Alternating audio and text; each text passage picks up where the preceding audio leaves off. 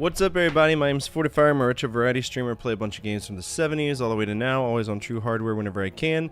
And today we are playing more Taito games. Yesterday we went through a lot of Space Invaders. I was very stoked. I love Space Invaders. It's a great game. And Yeah, so we're continuing with, it's called Gypsy Juggler. We're obviously going to double check and make sure I played all the versions I was supposed to for Space Invaders. Let's see, Taito Corporation Games.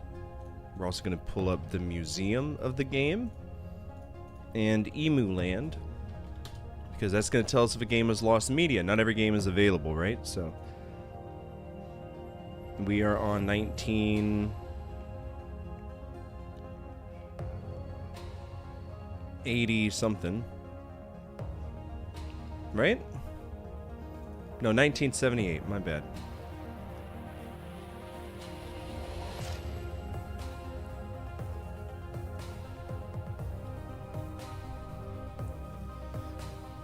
Alright, we did Android Arcade. We did Atari before, 52 we tried, 8-bit, Game Boy, iPad, JTME, NES, PC-8, all of these. Yep, we are good to keep going with that. We're going to be playing 1, 2, 3, 4, 5, 6 different games. Alright, Gypsy Juggler. Gypsy Juggler.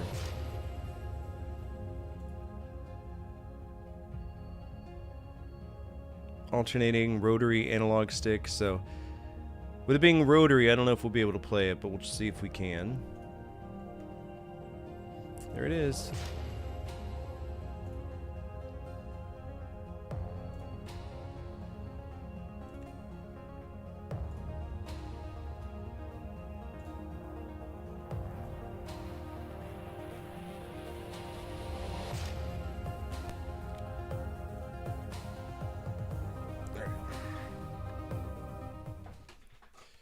This looks weird. Everything is weird. Everything is weird all of the time. All right.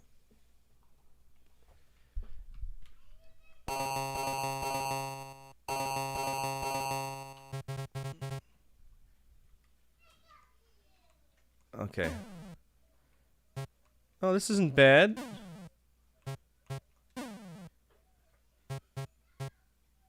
So I can... They're eggs!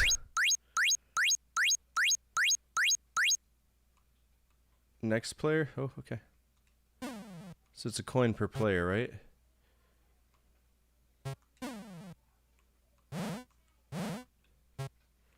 So I can control how many balls come out.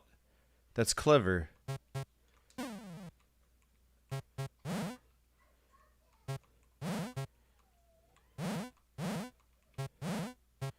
Alright, we gotta get these balls over here.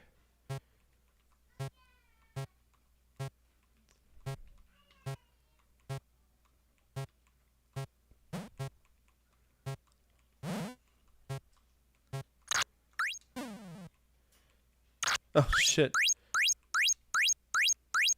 I think that's it, huh?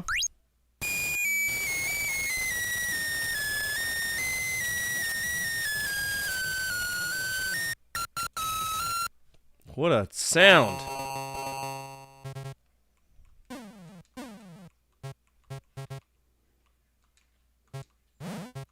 So it'll only let me put up to 4 eggs, okay.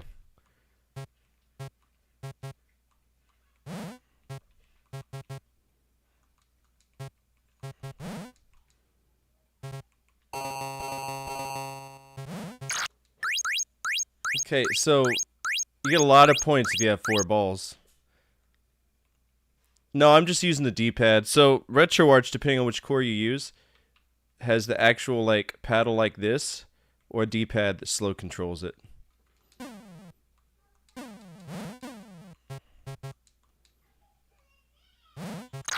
Oh.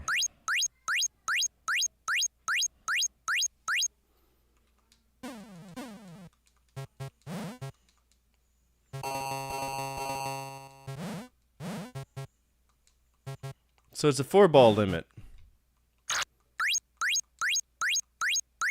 It's not bad, it's just a high score game.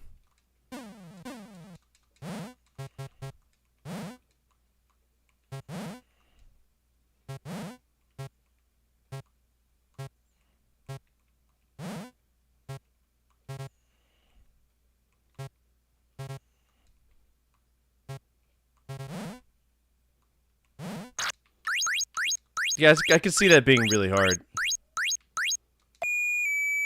Alright, 1300. I can't listen to that. It's gonna skull fuck me every single time. 1500. That's Gypsy Juggler. It's not bad. It's pretty cool.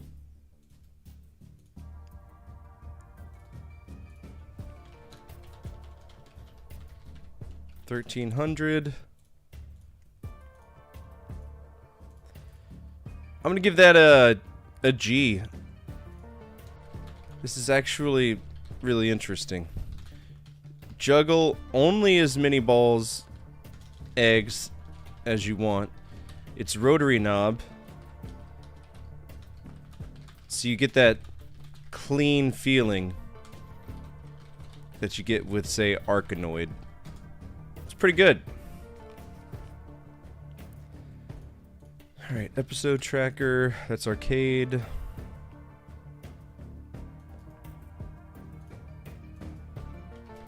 Gypsy Juggler. It's a G. That was only on the arcade. Next thing we have is Blue Shark.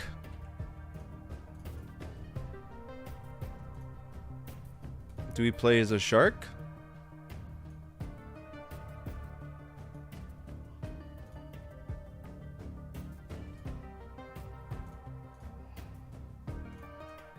Oh, look at that. This looks interesting.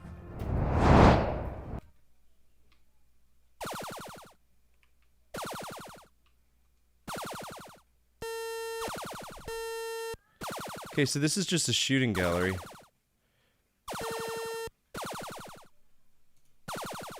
So this is like oh,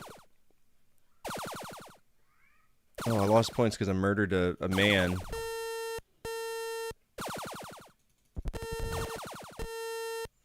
So where's the blue shark? Because all I see are marlins, octopi.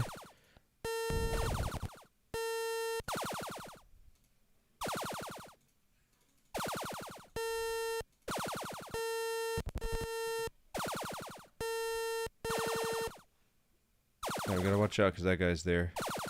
Are we supposed to, like, are we protecting him or what?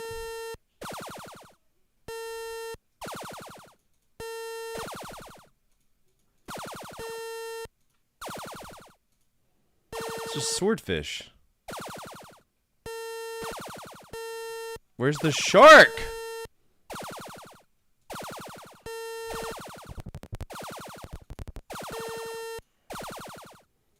Oh, fast little fucker, isn't he?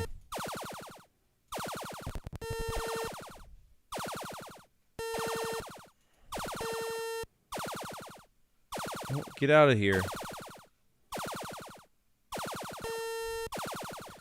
But why is it only 300 points for... Like, look how fast this guy's going. I feel like that you should give me more points than 300. This is very much a high score game. This is a bragging rights game. Alright, 10-100. That's... I don't know about that. Alright, 10-100. That was Blue Shark.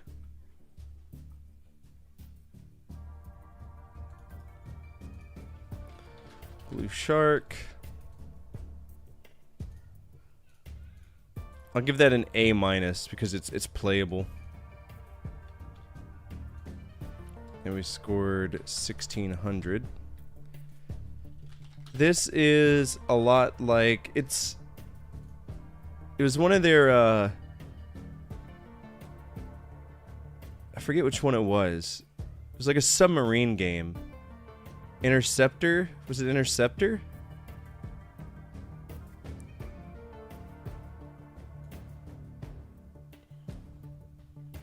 Actually, I think it's... Was it Seawolf? Nah, Seawolf is the one where you drop the depth charges.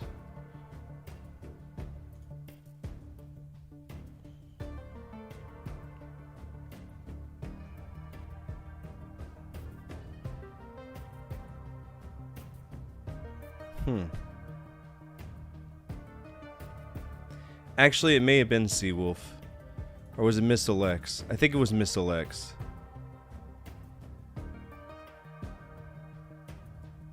It's a simple game, that's all I know. And I'm okay with that. We gave it an A-. That That was... What was that? Blue shark?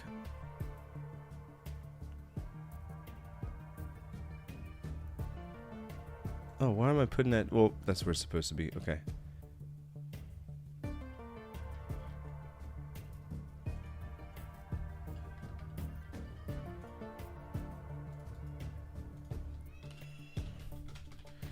Blue shark.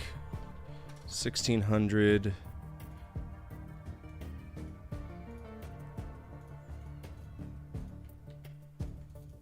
A minus. This game is basically just a weird shooting gallery, but it works as advertised. There's not much replayability in it. Actually, I'm going to downgrade it to a B minus solely because there's no replayability. It's the same pattern over and over again. You just got to kind of hope that you hit the shark. The shark's just going in a circle. And even when it speeds up, it doesn't do anything for you, which is silly. Alright, Block Fever, I scored 64. Why would I revenge that? 64. Same here. I remember giving this a B+.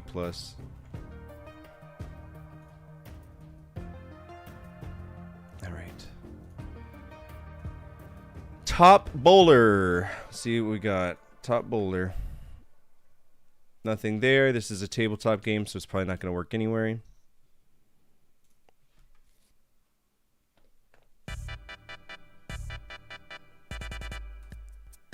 Oh, that's interesting. Look, it has like a bowling alley on the inside of it.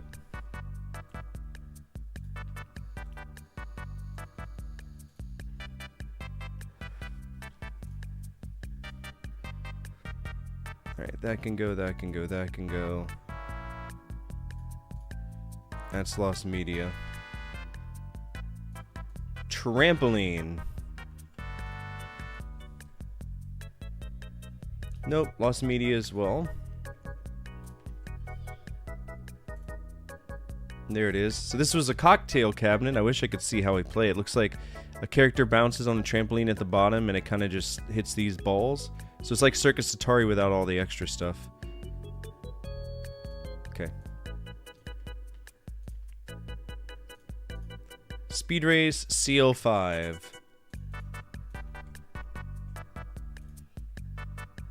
Nothing there. So this one was a stand-up cabinet, but it's the same thing. It has that little pedal that you have to push.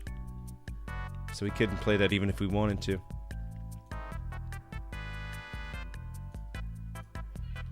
It's lost media. Requires pedal. Even if we were to play it. Next up is Starfire. This is a knockoff of Star Wars.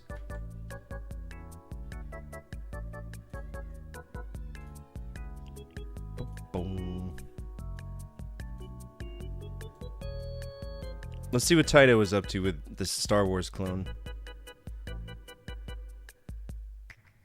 Okay, so that's clearly pinball. We want one that's like a first-person shooter. I think it's this one. Starfire Set 1.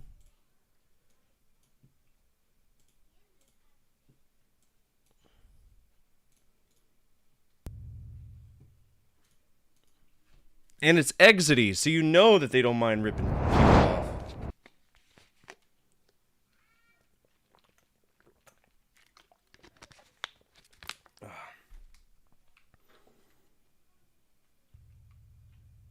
Oh, look at this.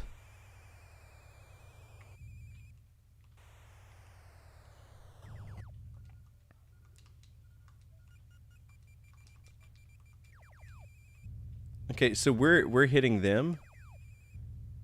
This is cool, but it's not like... I understand what it is. So we just lock on... Oh, did we just get ran into?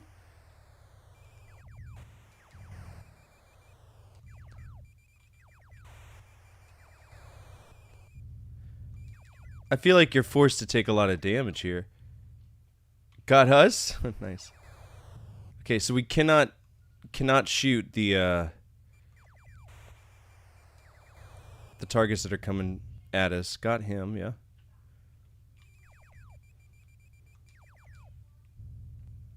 Game over. You shot 8, they shot 2. Alright, let's try it again. I feel like this is a very... What the fuck?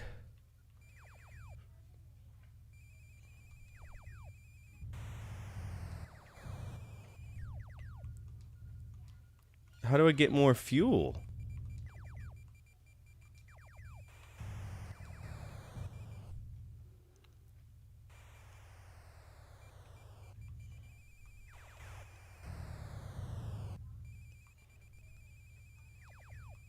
It's as good as just kind of bare bones.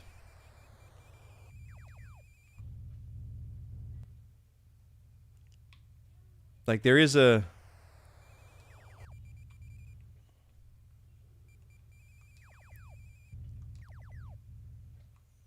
We got a bonus. Winged? I mean, I have no control over... It's not like I have like some way to speedily move out of the way. That's not something that we can do in this.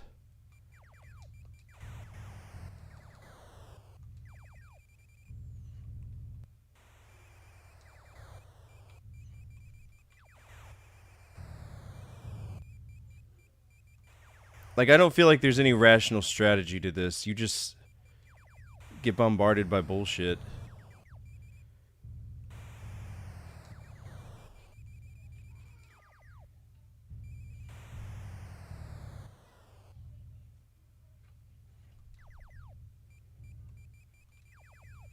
Like, how do I get more fuel? It's a useless coin eater novelty.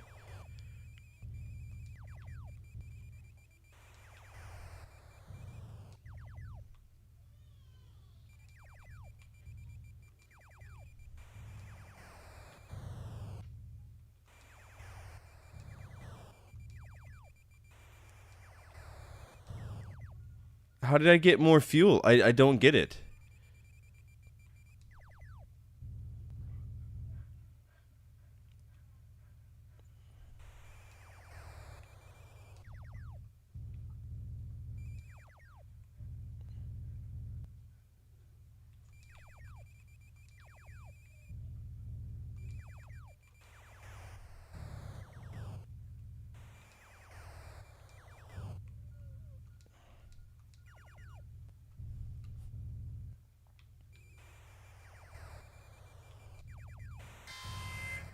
What's up, old man?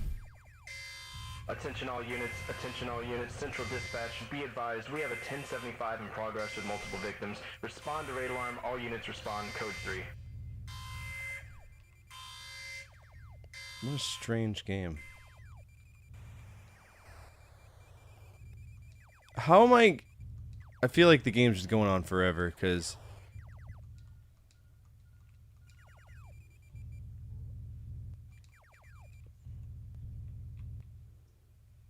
What a silly game.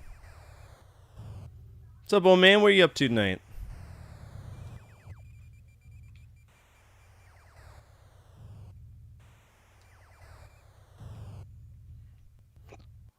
Alright. N. That's my name. My high score is 14-14, which is very silly because this game had nothing redeemable about it. That was Starfire. Chrono Trigger, nice. How you feel about it? Starfire. We scored 1050. I'll just put a generic score. What would y'all rate that? I don't know if I like it, because I feel like there's no way to avoid anything. You're just constantly getting damaged. No racing games so far? No, because they all required steering wheels.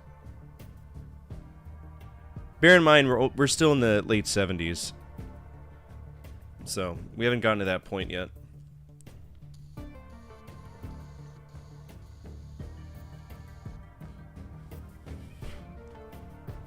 I think I'll give that a C+. That's being generous.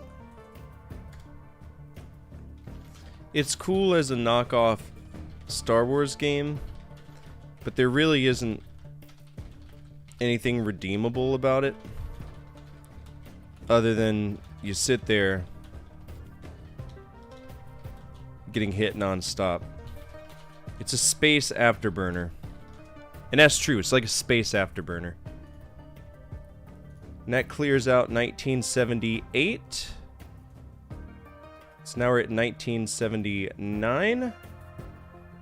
Start with Galaxy Wars 2, 3, 4, 5, 6, 7, 8, 9, 10, 11, 12, 13, 14, 15, and 16 games.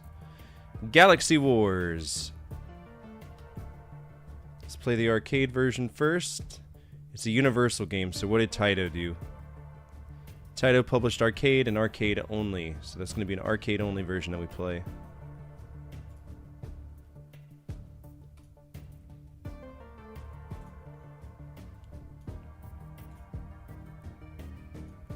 And they really loved rehashing Space Invaders, didn't they? I mean, shit, if it makes you money, why not, right?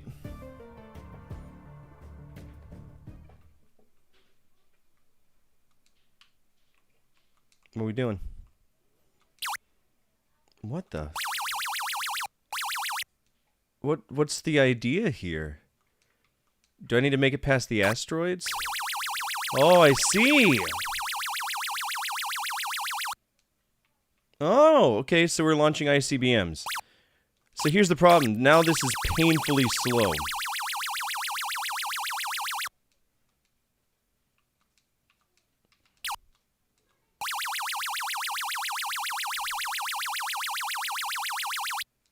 We're just kamikazing bullshit.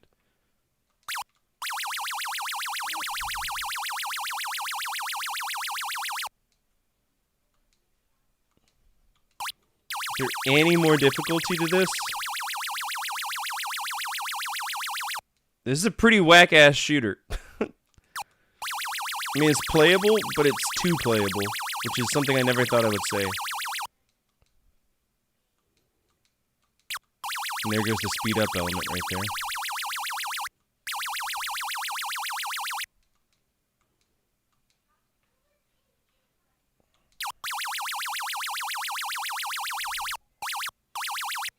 Alright, we'll slow it down. Kamikaze!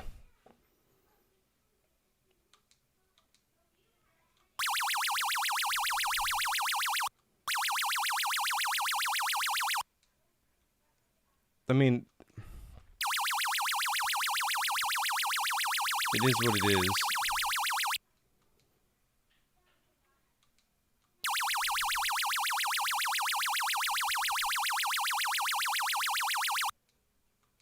Everything's worth 100. I feel like they should be worth more points if they're on different rows.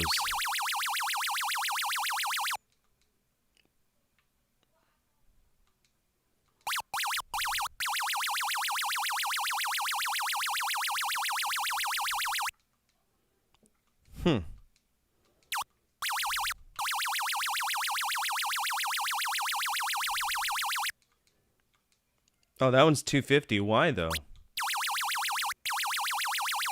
At what point does this game get hard? I mean, I lost a life, but damn.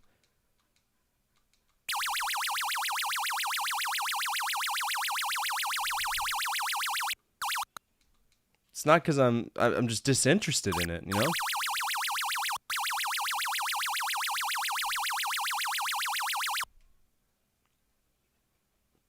And then I'm going to get an extra life, and it's going to be even slower.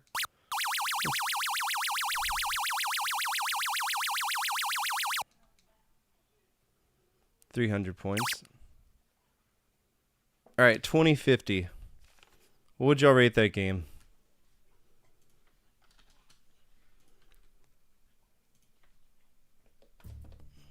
Alright, there's Galaxy Wars. And like I said, we're only playing the arcade version.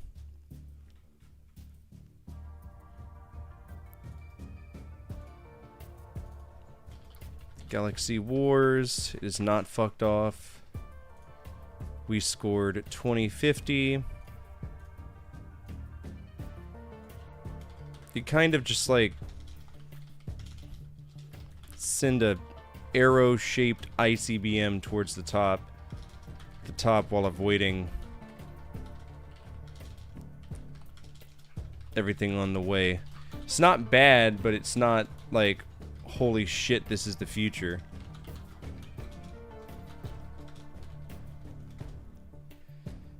And we need to open up our genre chase, because that's a shooter by technicality.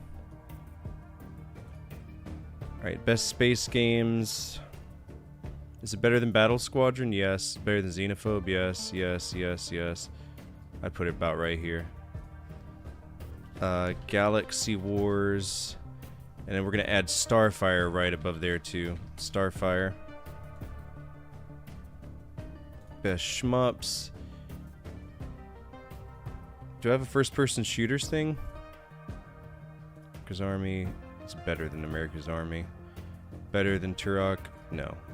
So Starfire will actually end up right here for that. That's cool.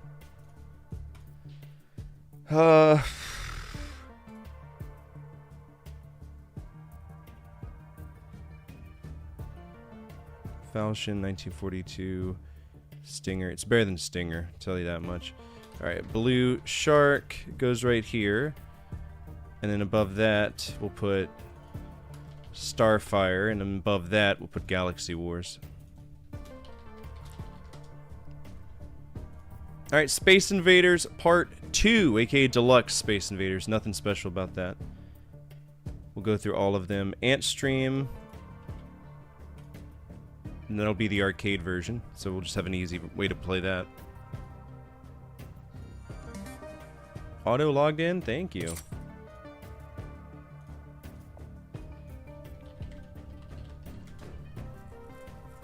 Alright, Space Invaders Part 2, which if I remember right, it's the same exact game.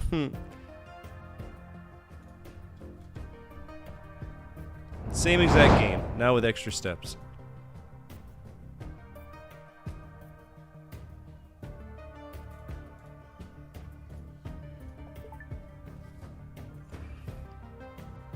No, I don't. No, I do not. Alright, Space Invaders Deluxe, aka Part 2. Here we go.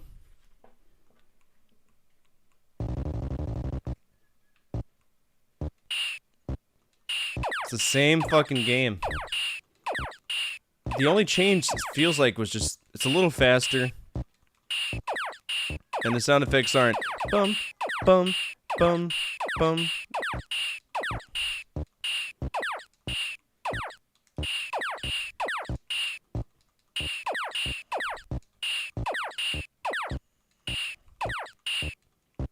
Boom, boom, boom, boom. That's the only sound you're getting.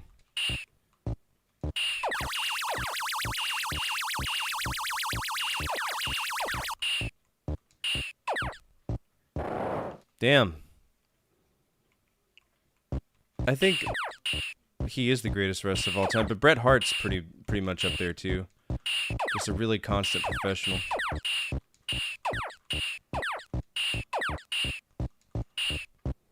Probably because he snapped into a Slim Jim.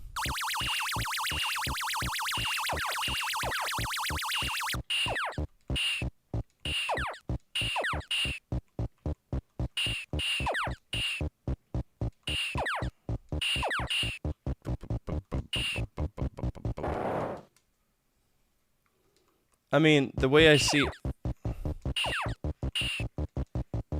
is the exact fucking same game. It's like they convinced people to die. Yep. What's up, Phil? It's the same game. I'm not even gonna pretend that it's not. It's the same game. Space Invaders, and we scored like 900. 930. Alright, Space Invaders Part 2.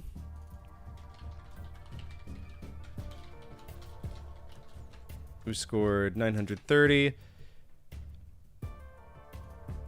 To me, it's the exact same game with minimal changes. So I can't justify it being like, oh no, it's Part 2.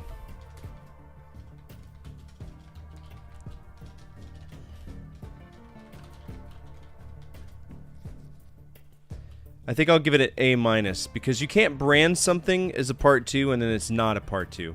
You know what I'm saying? Hey, 40, it's your birthday. Happy birthday, Michael. How old are you now? 21? Alright, Space Invaders Part 2. Technically, it gets put on the list because it's the same game.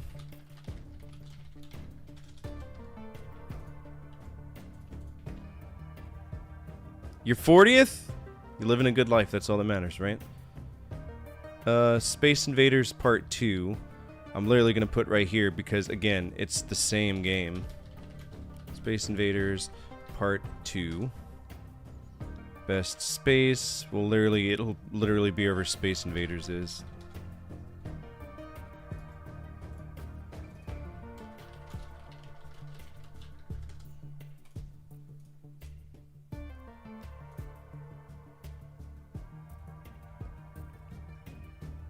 They really only released it in 2 different platforms. So,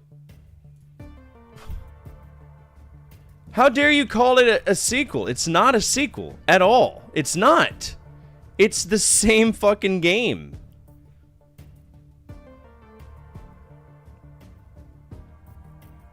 How dare you?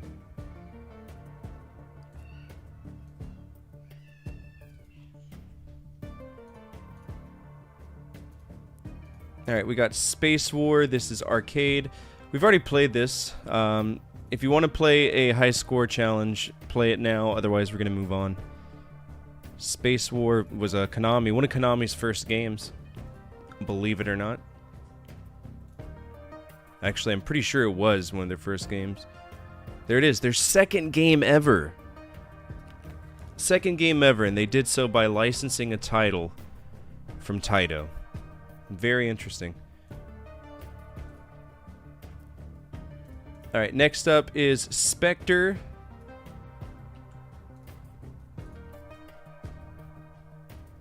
Which is just a variant by someone of Space Invaders by the look of it. Like always. Who did this version? Oh, this is literally called Space Invaders. Okay. Is it any different? Is it better? This is just Space Invaders 1.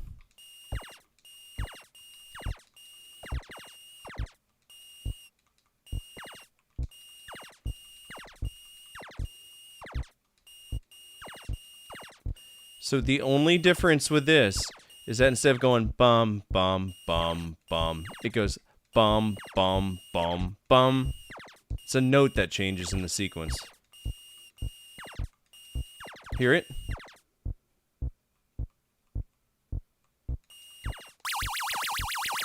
Only difference.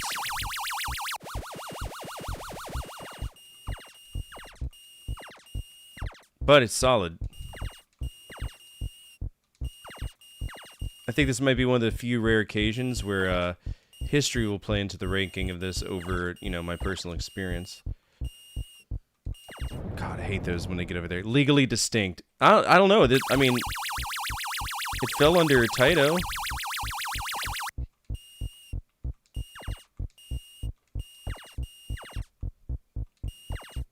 You gotta get rid of the left column first, or else you're just gonna have a bad time every time. Dude, did I just make a strat? Fuck!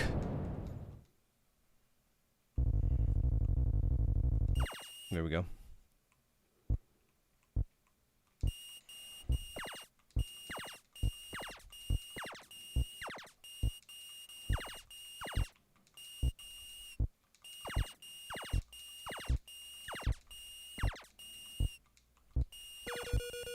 I got an extra one. An extra boy.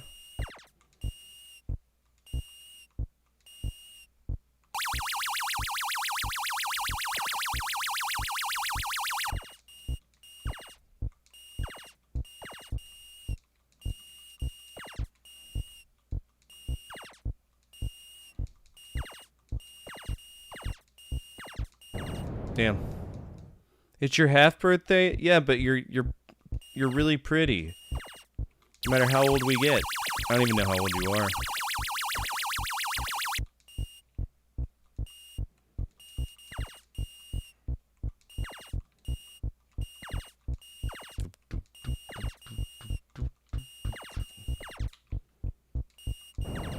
I thought we were the same age. 2090, okay. 2090. Older than you! Okay, Space Invaders M. AKA Spectre. We're gonna mark it as Spectre. It's really Space Invaders M.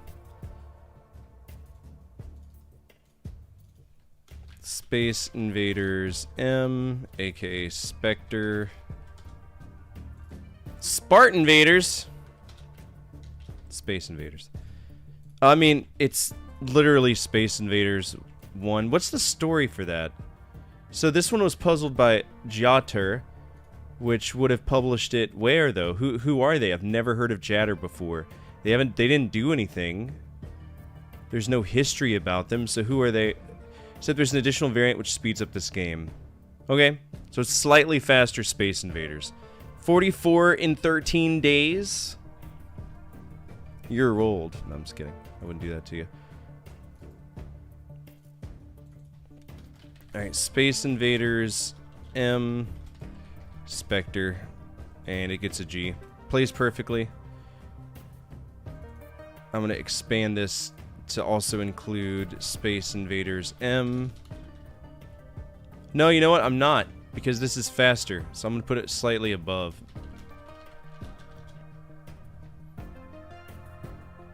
Best shmups. Space Invaders M. Next up is Cosmic Monsters, which is another variant of Space Invaders. That's all we're gonna have for a while. Cosmic Monsters, which pulls up Space Invader M, but it looks different. So what's the deal here?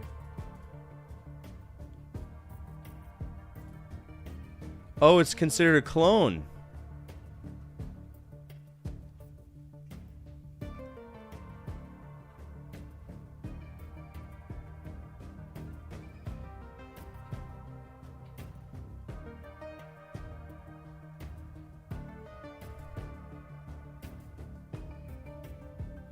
Oh, this is... I literally just played Space Invaders. Alright, so we got that one. Let's grab Cosmic Monsters 2 as well. So this is what we really care about.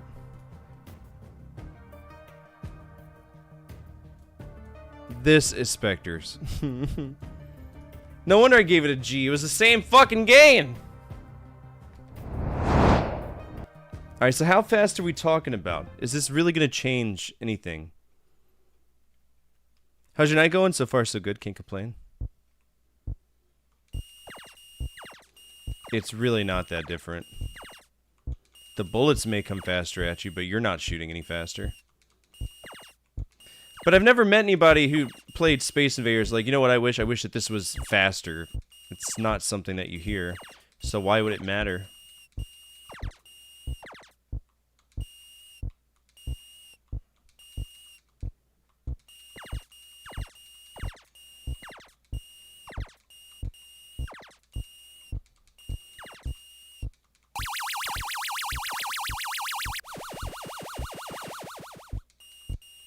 Yeah, it's still Space Invaders at its core.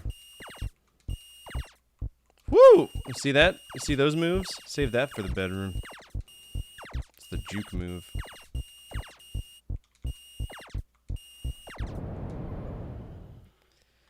Okay. It's not different enough for me to warrant doing anything with it. Let's check out Cosmic M2. Cosmic Monster 2.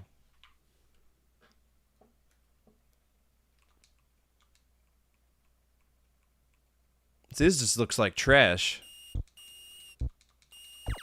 I feel like I'm going up against lice and combs.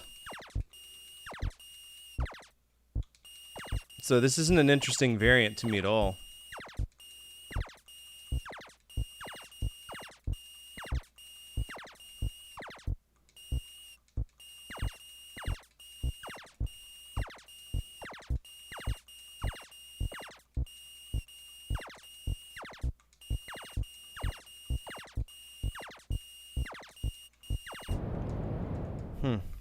Yeah, I mean, this isn't a holy shit game changer. It's Space Invaders with new sprites. What do y'all think? Is this good enough to get the Space Invaders G? Or is this going to knock it down to an S?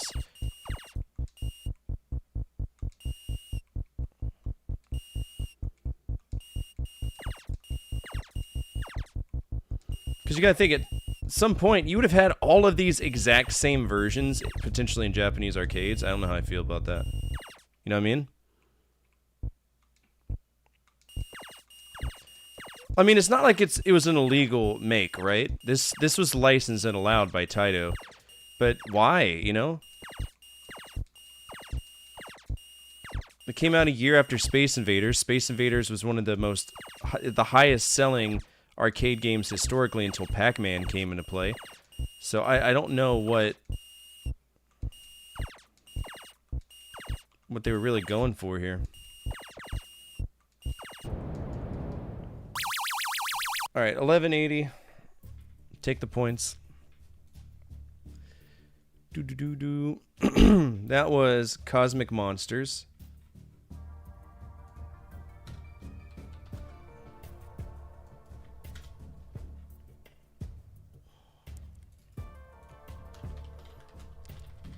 Cosmic Monsters. I'll give it an A. Because it's still, you know, Space Invaders. Could be.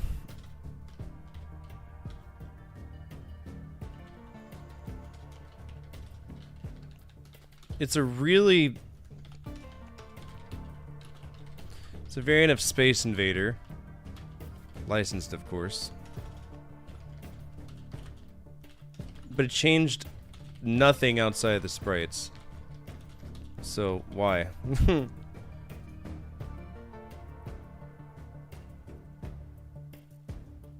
And it was Universal, which is a ruse. Or Aruze!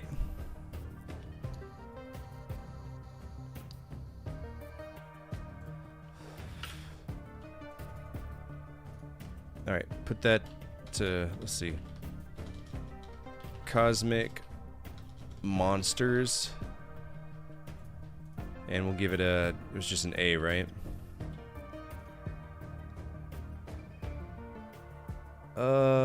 I'll put it on par with this, Cosmic Monsters.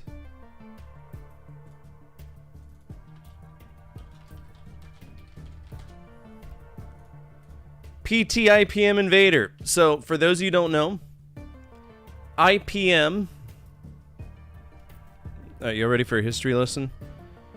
There was a guy, I don't remember his name. He used to work at Capcom, broke away to create IPM. Nobody really knows what the P stood for in IPM. But then he created a company named IRM, and then at some point created IREM. IREM. So this is IPM. This is the first version of what would become IREM, this company right here. And this is Space Invaders Part 2, which means it's going to be the exact same as Space Invaders Part 2, unfortunately.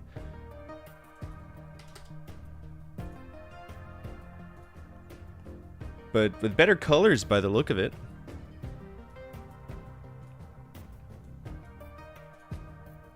You'll find that most arcade companies started by making clones of Space Invaders. That's just the way that it was.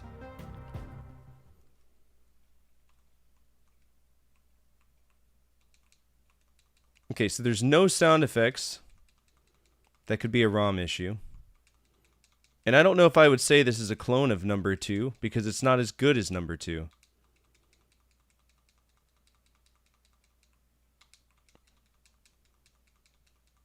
But it's too quiet. I expect to hear pew!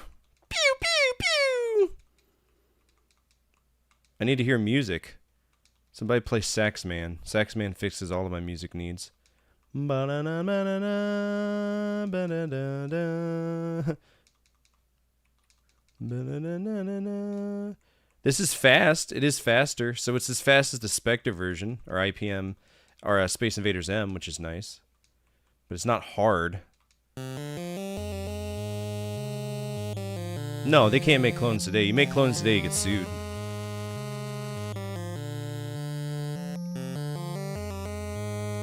But this is the late 70s. There's no such thing as lawsuits. There was no copyright for any of this shit. Next pattern equals 2. It's the same pattern. Why are we calling it different? It's the same fucking pattern, bro.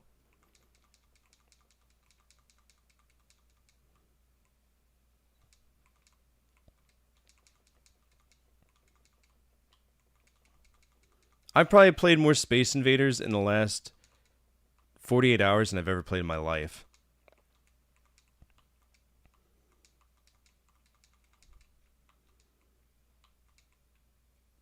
I've gotten quite good at it. Even when I die.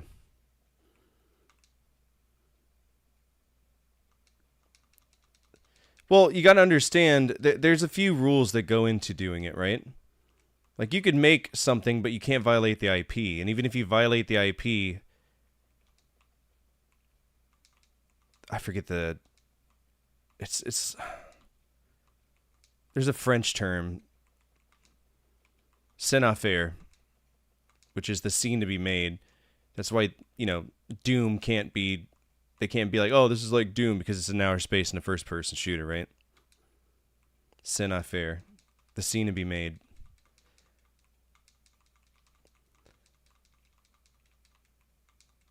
I don't find anything fun about this. This is just, you know... It says Space Invaders 2, but it's not any more difficult than the original. And the only way I die is if I get too fucking lazy to move.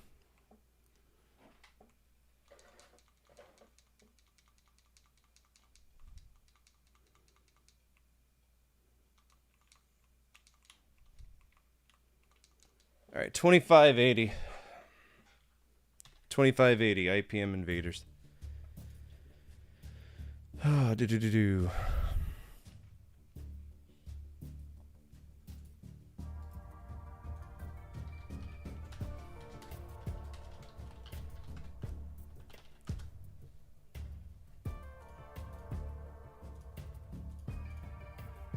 I'm just gonna give it an A. I can't tell by the sound, so... This is Irem's first game. And it's literally Space Invaders. It's not bad, though. It's a variant of Space and SI Part 2.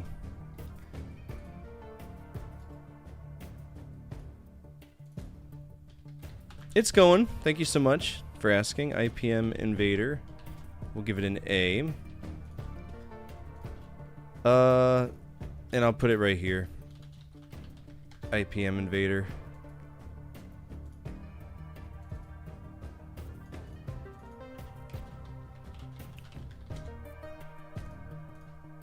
Zun Block. This is a breakout variant. And we can't find it, which means it was probably a tabletop game.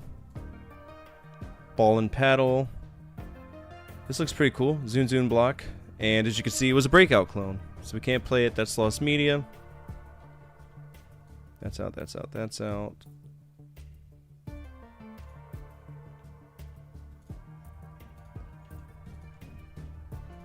Alright, field goal.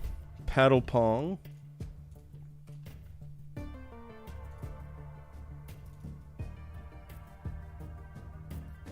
Which is, it looks like this is a breakout, another breakout variant.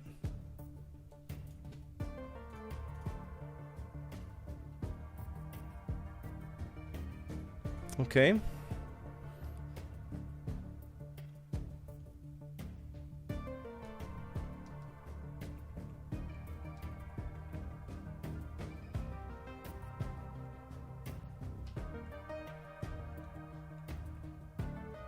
Alright, I need to check and make sure there's not... The sound effects aren't being ruined.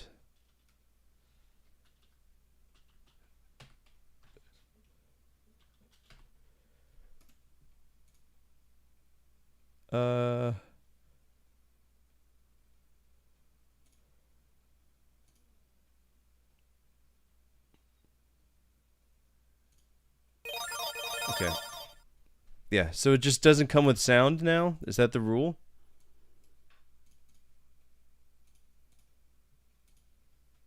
Hey, Arkanoid. I like Arkanoid. Arkanoid's good.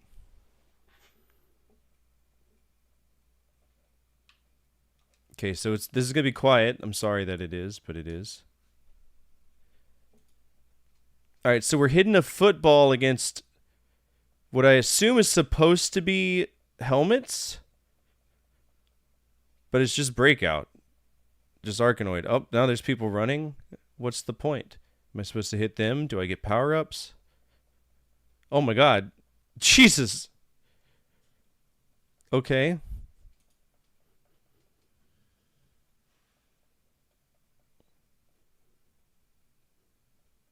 I did just kill him, didn't I? They look like shrimp cocktail. They do look like something. I don't know what they were going for here.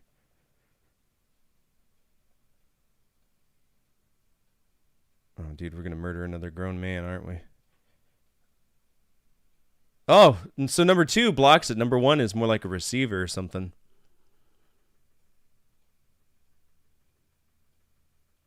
This is okay if you really like it. I mean, I can't accurately.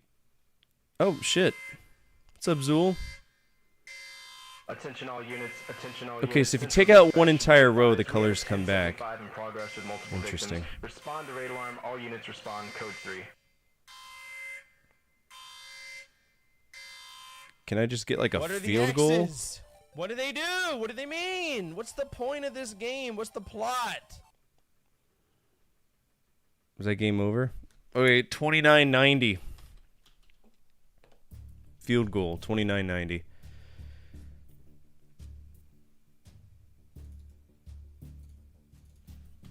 Field goal, 29-90. Now we didn't beat it. Can't claim a win on a high score game. I'm gonna give it an A. It's a variant of Arkanoid, which is in and of itself a variant of Breakout, but with football and random dudes that show up to ruin your day. Okay.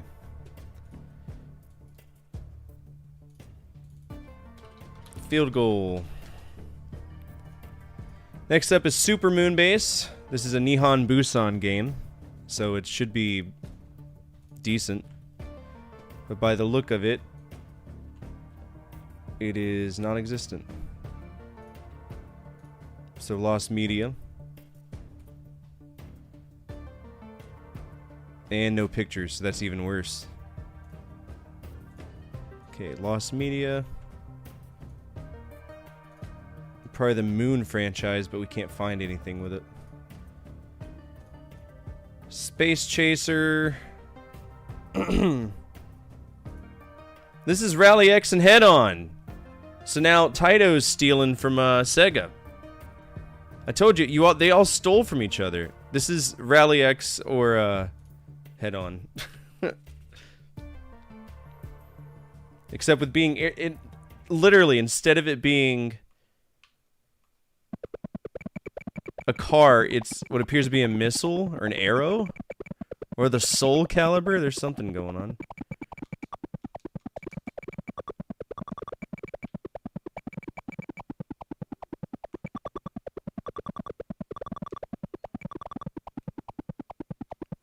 Oh shit, dude. He's coming for my ass.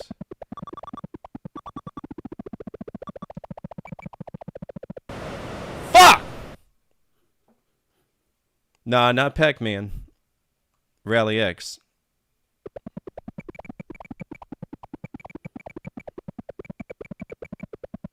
What's up, Shalote? How are you?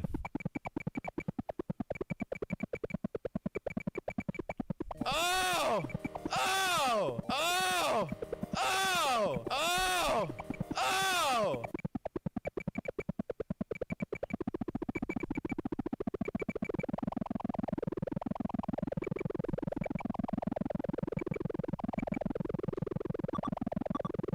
You sneaky fuck! I just read that as my whole ass is blown out, and it brings me eternal joy.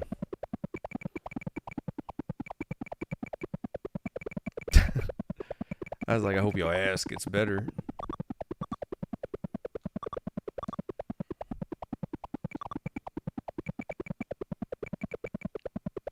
I thought you were about to tell me you had the best anal sex you've ever had in your life. I was like, fuck yeah, brother. You fucking rearranged my guts. Okay, so once you're out of fuel, there's a lot. I feel like there's a lot of extra steps to this game. Yeah, there's no way to survive that. That's silly. 3270. I don't feel like it's very survivable. Space chaser. It's literally a space chaser. He's chasing you. Space chaser. What did I score?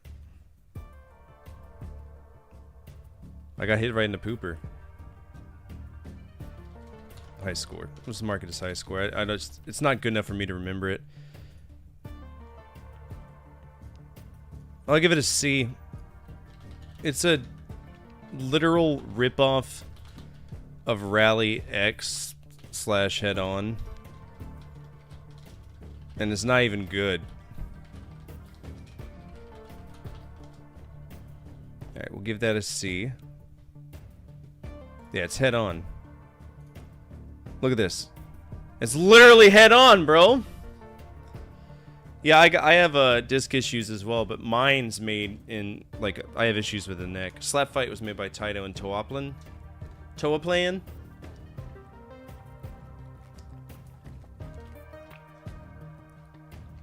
I actually enjoy Head On and Rally X.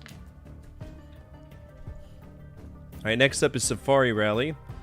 Oh no. Shin Nihon Kikaku. Who knows what that company is? Shin Nihon Kikaku.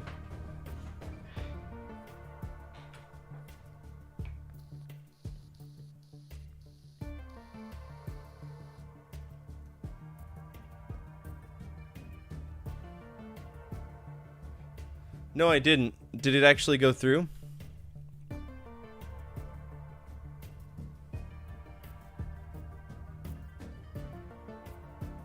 Yep, I see it. Alright.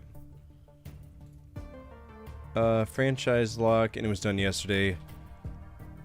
Fuck me. Okay. Total War. And that expires. It was yesterday, it's 2 weeks, so on the 18th. Okay. Thanks for the reminder. Kohark deserves that. I don't want to take that away from him. Alright, SNK, so we need to check our project status and see. We should have made it this far with SNK because we were up in like the Fatal Fury era, so we should be fine. Mycon kit, Invasion of Normandy, so I probably already played it.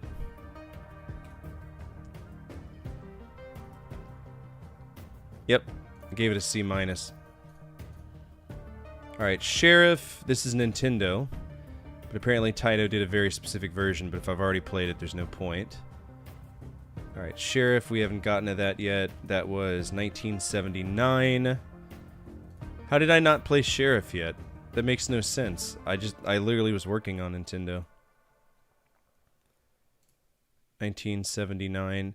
Yeah, I guess let's play Sheriff. Sheriff is stupid.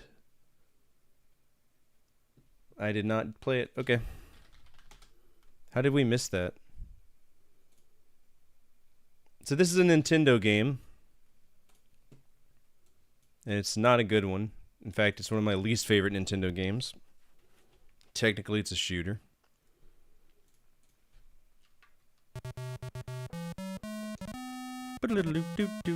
So literally, you just walk around aiming. Push only player one button. Okay.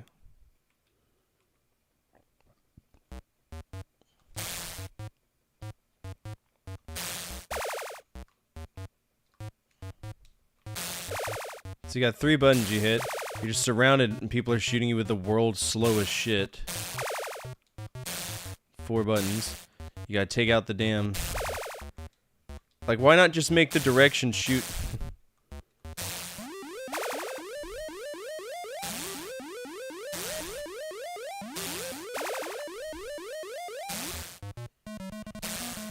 There they come. Fucking banditos. Get out of here.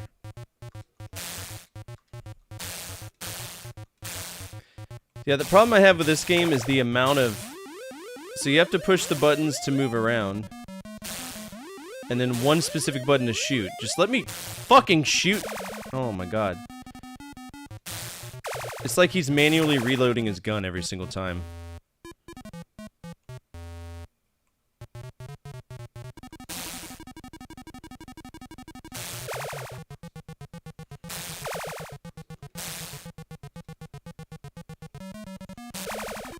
And I still died.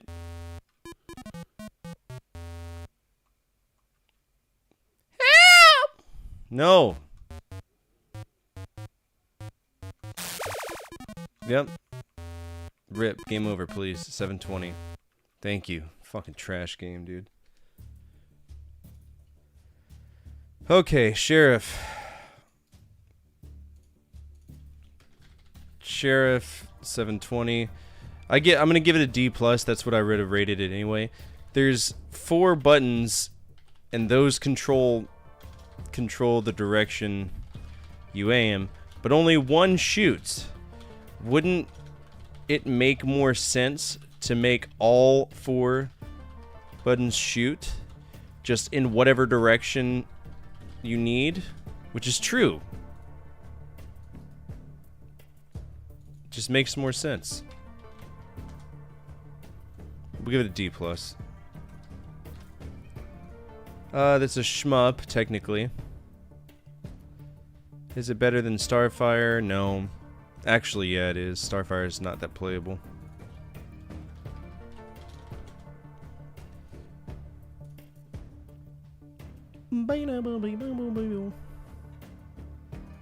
Alright, Straight Flush. This is clearly a gambling game.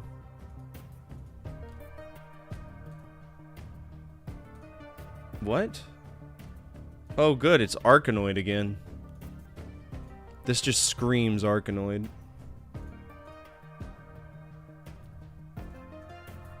Now with hearts!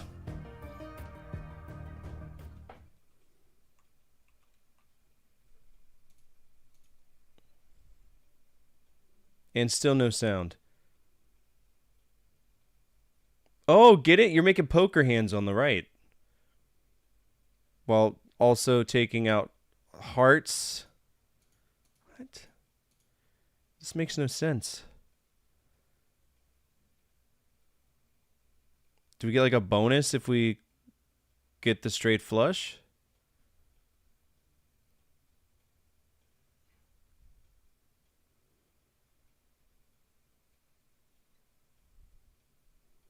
Okay, that went straight through the puck, or straight through the paddle, which is one of my pet peeves for games like this.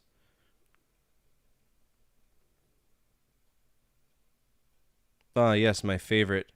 Oh, it's spelling bonus. I was like, yes, my favorite cards, the B and the O. But I have no control over anything.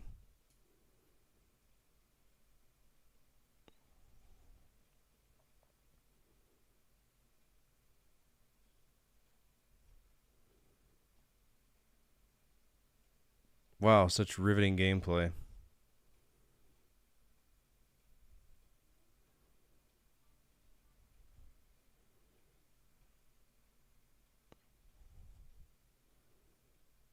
Yay. Now the witch is coming. Am I supposed to hit her with the... Oh, God, I think we are. There's a lot going on in this game. Now she's hiding again. Was that all for bonus points? Now there's dots coming out. Okay, now there's clubs. Oh, we move on to clubs now. I see.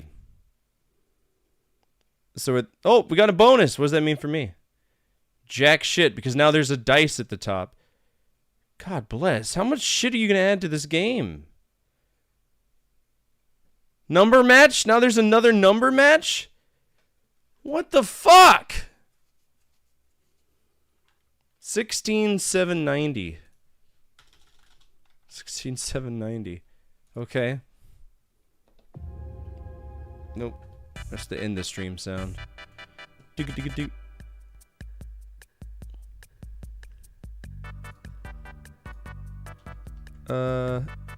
Right here.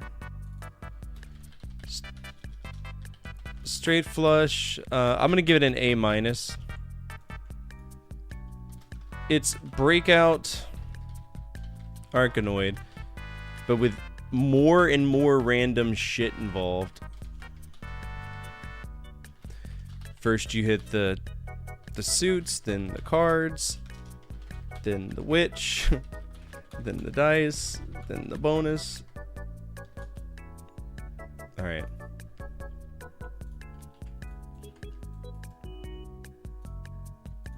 That was straight flush.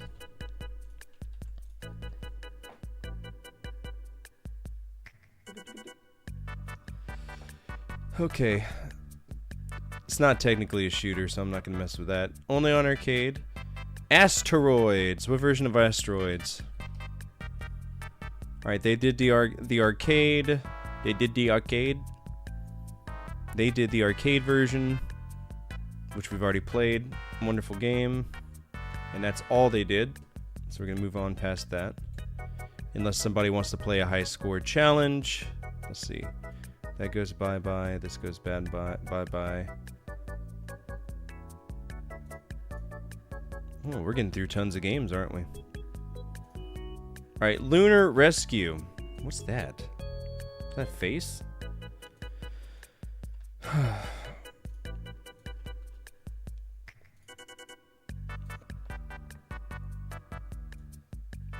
L Rescue, okay.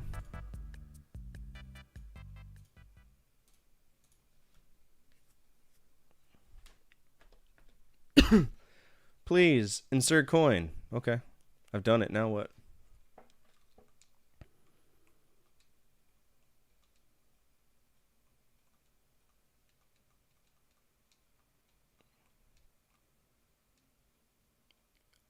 Was I not helping them?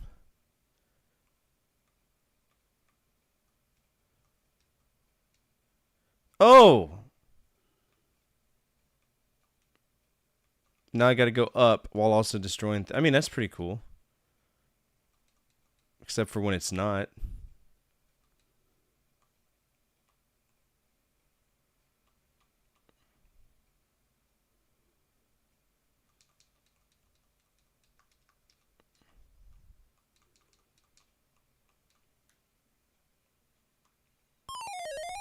Okay. I mean, this is pretty straightforward. You just kind of drop down, get the people, and then shoot while also doing other things. Kind of silly.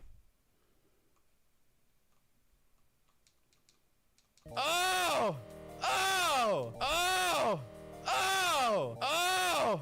Oh! Oh my god, did you see that? They fell out.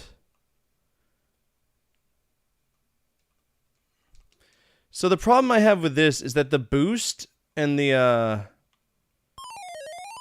boost and the shot are the exact same button, which means that it's really easy to slam into asteroids. That was awesome. What's that? Okay. Fucking mortar fire. Oops, oops, oops, oops. Okay. Nah. Okay, 1160. 1160. Oh, fuck! Oh, fuck! Oh, fuck! Alright, that was Lunar Rescue.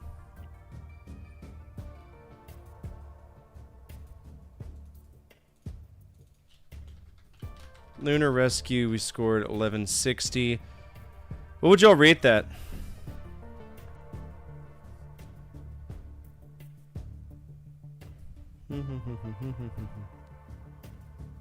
Well, we're not...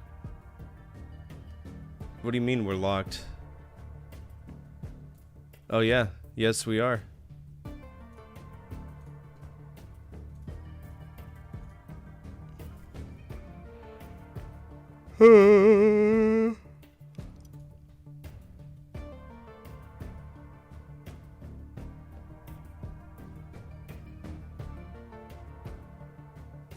Yep.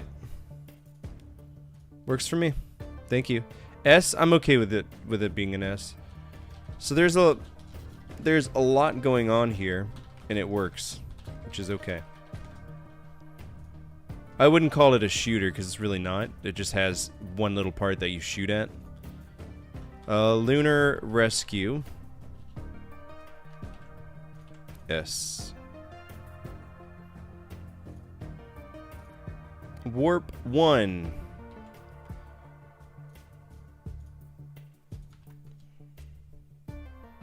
Doesn't exist.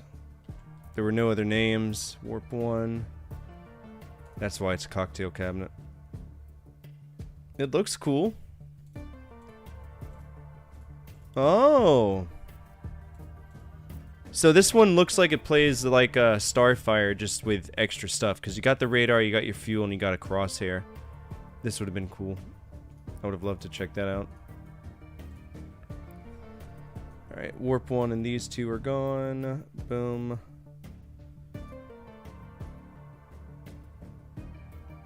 Two, 3, 4, 5, 6, 7, 8, 9, 10, 11, 12, 13, 14 games. Alright, Astro Zone on the arcade. Nothing was found. That's a shame.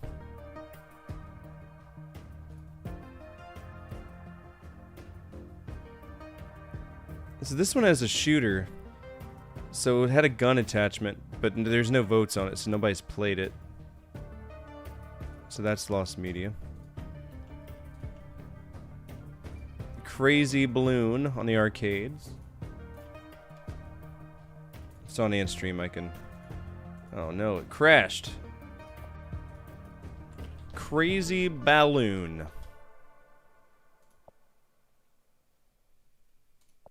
What we got here? What's so crazy about the balloon?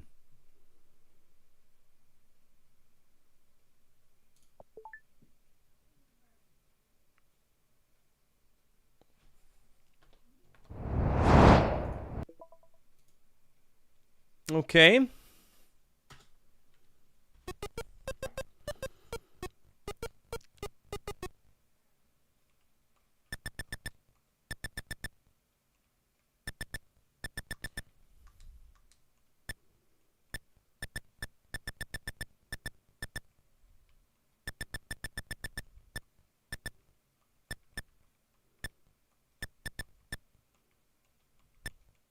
Ah!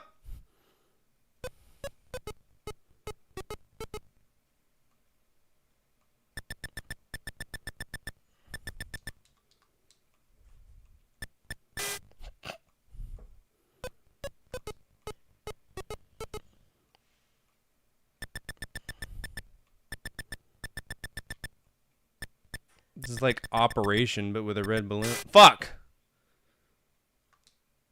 Hell no, I'm trying again.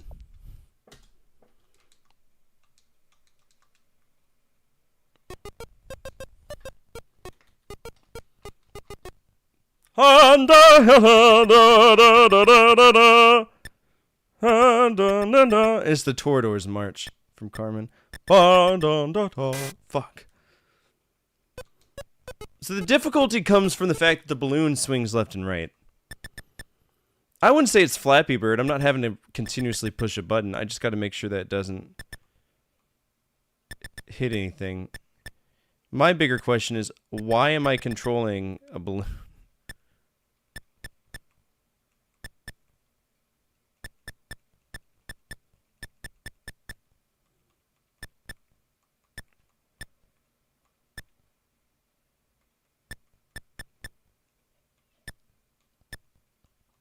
Fuck, dude.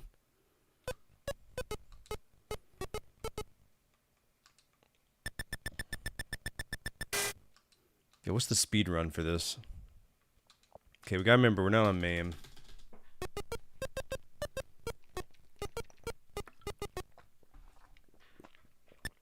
I'm actually intrigued by this. So, if it's a balloon, what's the square part of the balloon supposed to be? Because I thought it was a weight. Is this like the hard path? I guess it is. So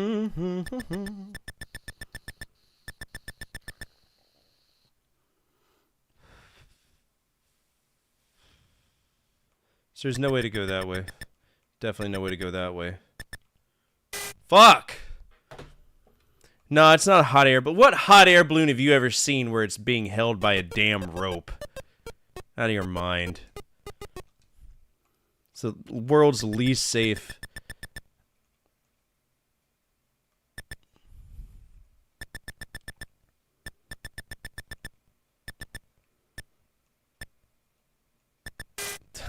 It's hard, dude.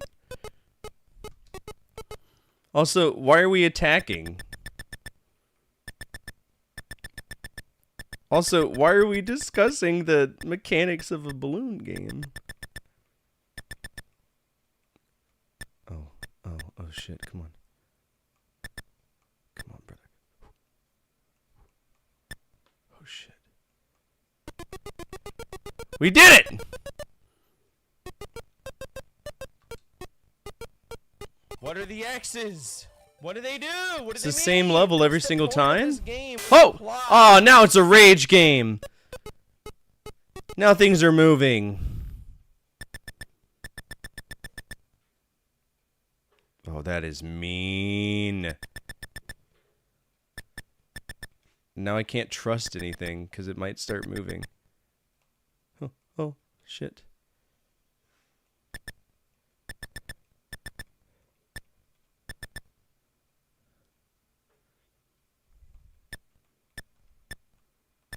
Oh, fuck. Oh.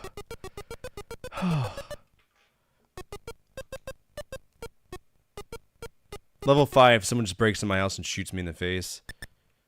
Oh, we got a purple balloon now. Isn't that magical? Fuck. Alright, 34-30. 34-30.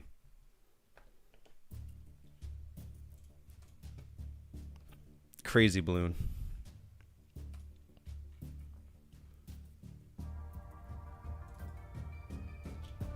Crazy balloon. 31-30. It is not perma-fucked off. Cosmic monsters, we'll just mark as high score. That's a high score too. 31-30. I'm gonna give it a G. I think it's a really cool game. It's a maze game with elements of what I would consider operation, aka don't touch the edge. Touch the edge, but there's a lot of cool stuff in it. Crazy balloon.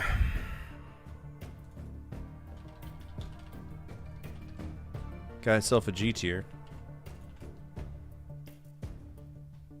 Missile Command. What did that? It sounds like it would be a Japanese license from Atari, which it is.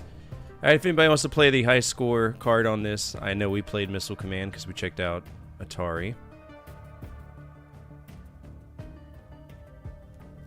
Apparently I didn't. There's no way. I must have been really bad about doing this.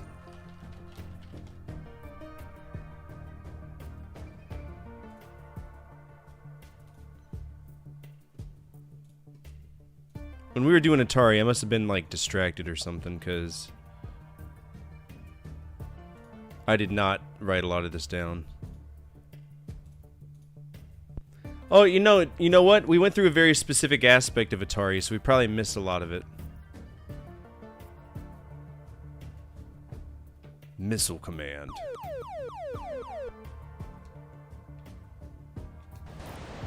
Because I definitely played it.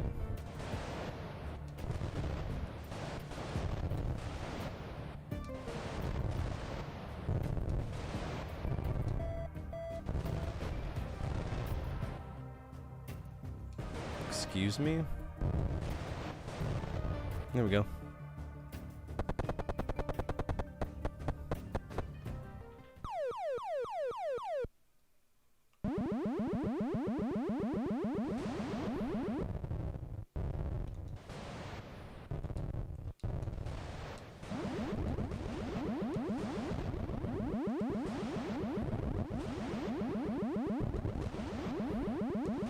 I was never big on Missile Command.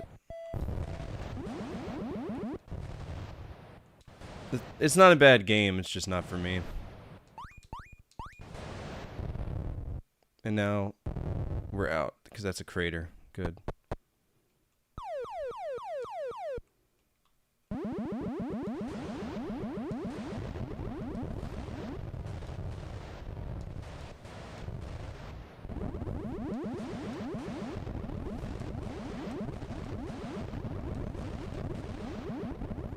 Alright, I'm gonna restart this because the buttons are kind of cockaninny, so it's not going where it needs to go.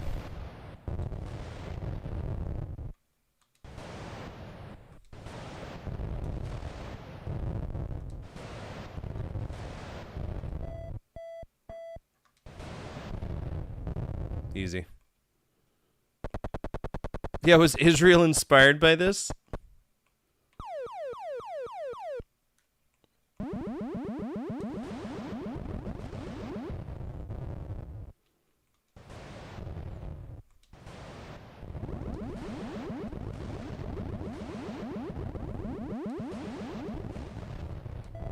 This is a dead-on hit.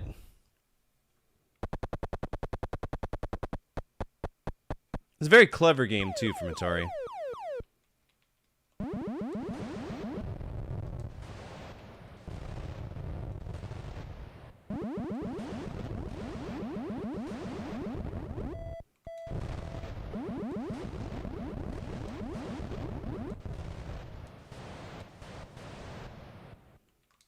Oh, you brazen whore.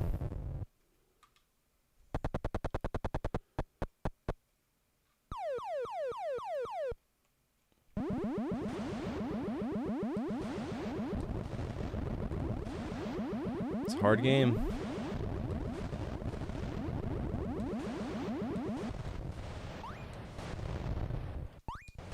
Hello?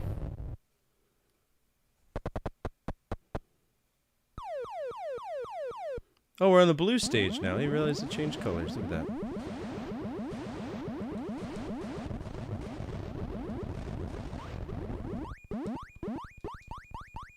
Alright, there goes all the cities, right? We survived on a technicality. Except everything is going to be going this way now.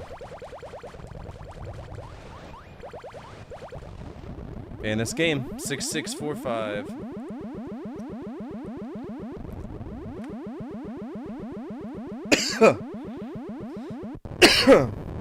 We did. We did. Alright, MISS Missile Command. 5405. Game's a G. It's really cool. I'm not big on it, personally, but it is a well-designed Atari game from the era.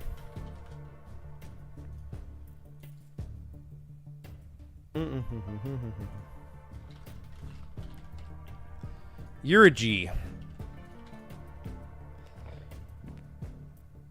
Alright, that was the only version we played, right? Yep. Alright, I'm gonna take a quick break real quick. When we come back, we're gonna play Phoenix, alright? Don't go anywhere. Some NES games are difficult, some are poorly explained, and some feel like they were designed by somebody who understood how video games worked entirely through a second-hand description. These are games with invisible doors, rotating maps, permanently missable keys, unexplained mechanics, and objectives buried so deeply that finding them requires a manual, graph paper, and the investigative instincts of a homicide detective. That doesn't necessarily mean every game here is bad. I actually enjoy a few of them, but even the good ones seem determined to make their first impression as confusing as humanly possible. So grab your Nintendo Power Maps, prepare to press every single wall, and don't use the yellow key unless a walkthrough has given you written permission. These are 10 NES games that don't make any sense to me. Let's begin.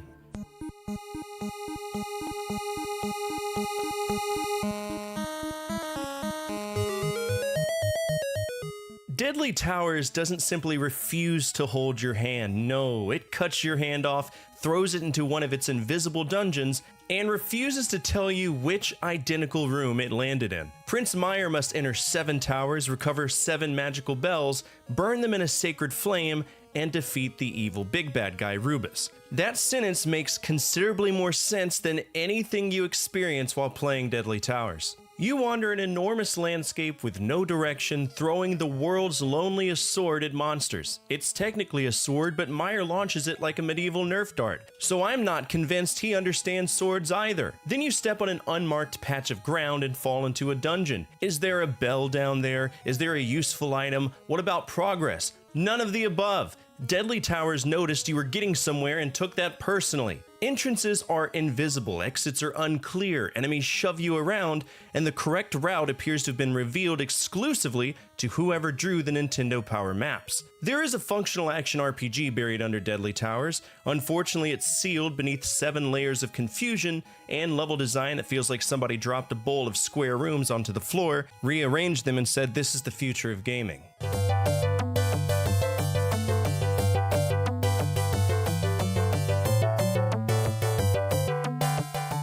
If you've played Athena, then you probably already know the plot, but for anybody who doesn't, Princess Athena is bored with castle life, so she jumps into the fantasy world looking for excitement. She isn't saving her kingdom or stopping an apocalypse. Royal life wasn't stimulating enough for her autism, so she leaps through a magic doorway and immediately has her clothes blown off. I already have questions. Athena kicks monsters until they drop weapons. Soon the game is throwing swords, hammers, bows, armor, wings, magical sandals, and mermaid transformations at you without explaining which items are useful, required, or quietly destroying your playthrough. Some weapons break blocks, others don't. Important equipment is hidden inside those blocks, and certain bosses require particular weapons.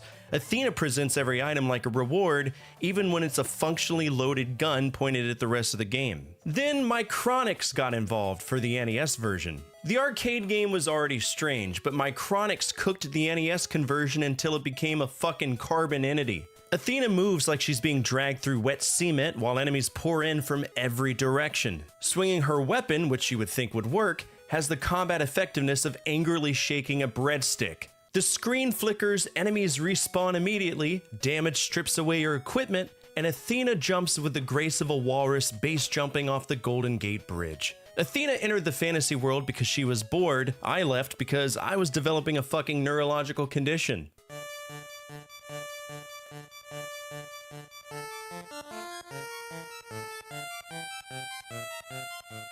Dr. Jekyll and Mr. Hyde has spent decades being treated like radioactive waste. I'm not calling it good, but it also isn't the apocalypse people make it out to be. Dr. Jekyll is trying to walk to his wedding while every resident of London attempts to ruin his day in weird ways. Children fire slingshots, birds shit on him, dogs attack him, women sing weaponized musical notes, and some deranged asshole plants bombs in the street. Why does everybody hate this man? Jekyll can barely defend himself because his cane is useless against almost everything. What is it useful against? Well, bees! And because it's only useful for killing bees, it makes Dr. Jekyll the world's most overqualified exterminator. Also, taking damage increases his anger until he becomes Mr. Hyde.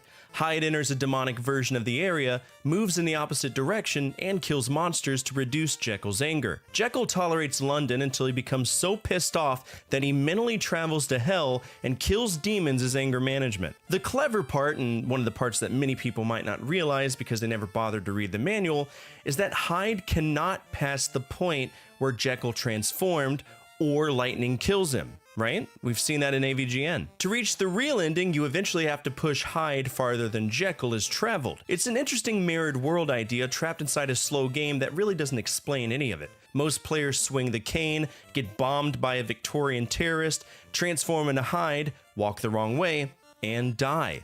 Naturally, they conclude the cartridge was programmed by a serial killer. Once you understand it, the game makes a strange kind of sense. Getting far enough to learn that's the problem.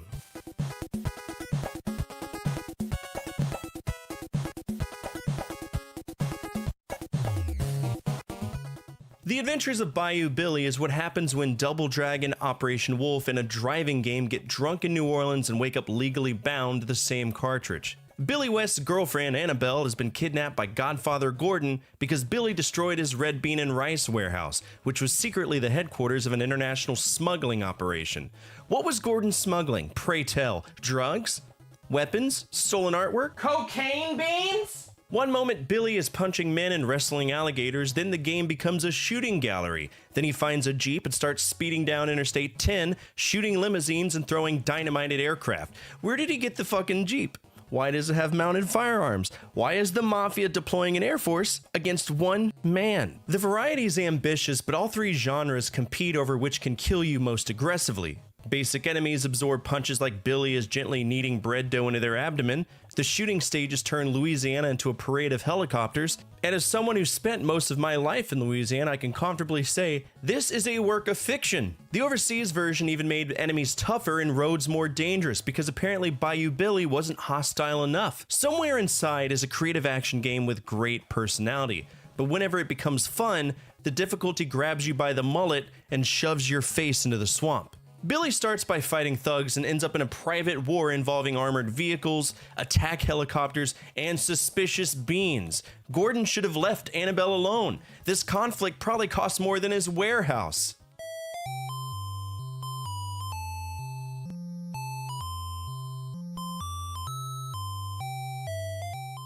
Hide Light is a personal favorite of mine, but I understand why people boot it up, wander around for 5 minutes, and decide this game is broken. The game gives you a sword, a tiny world, and almost no explanation. Combat consists of walking directly into monsters and hoping that your numbers are better than theirs. You switch between offensive and defensive stances, but nothing clearly explains what either one does. You also need to rescue 3 fairies, collect special items, defeat particular enemies, and uncover secrets hidden in places most people would never check. My first time playing, I wandered around stabbing slimes with my face, getting murdered by trees, and wondering why everyone hated me. Eventually, though, it clicked. Once you understand the combat, healing, and the progression, Hide Light becomes a short and surprisingly satisfying adventure. I know it's not for everyone, but give it a shake. Go back and use a walkthrough, you'll see what I mean. It's really not that bad of a game.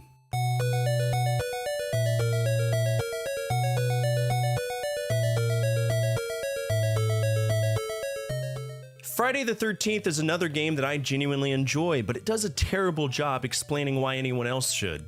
You control 6 camp counselors while Jason tries to murder them and 15 children. You explore Crystal Lake, collect weapons, light fireplaces, rescue counselors, and occasionally fight Jason in weird, strange third-person battles that feel like Punch-Out with knives. None of these systems are especially complicated. The game simply assumes that you completed an orientation. The map rotates depending on which direction you enter an area, so Crystal Lake feels like it's rearranging itself behind your back. You head toward the large cabin, circle the lake, and return to the same pile of rocks. Then the alarm sounds because Jason is attacking someone across the campground. You're expected to identify the victim, switch counselors, and reach the correct cabin before Jason finishes redecorating the walls with her skin. And don't forget, Jason can also appear outside, absorb a few hits, and vanish like he remembered another appointment. You're chasing a serial killer with access to fast travel. My first attempts were spent collecting rocks, lighting random fireplaces, getting lost, and occasionally being punched in the face by Jason Voorhees. But once you understand the map, counselor strengths, weapons, and Jason's pattern, the game becomes tense and somewhat strategic. Friday the 13th isn't nonsense because its ideas are bad, it's nonsense because it hands you a summer camp emergency and assumes you already know the emergency action plan.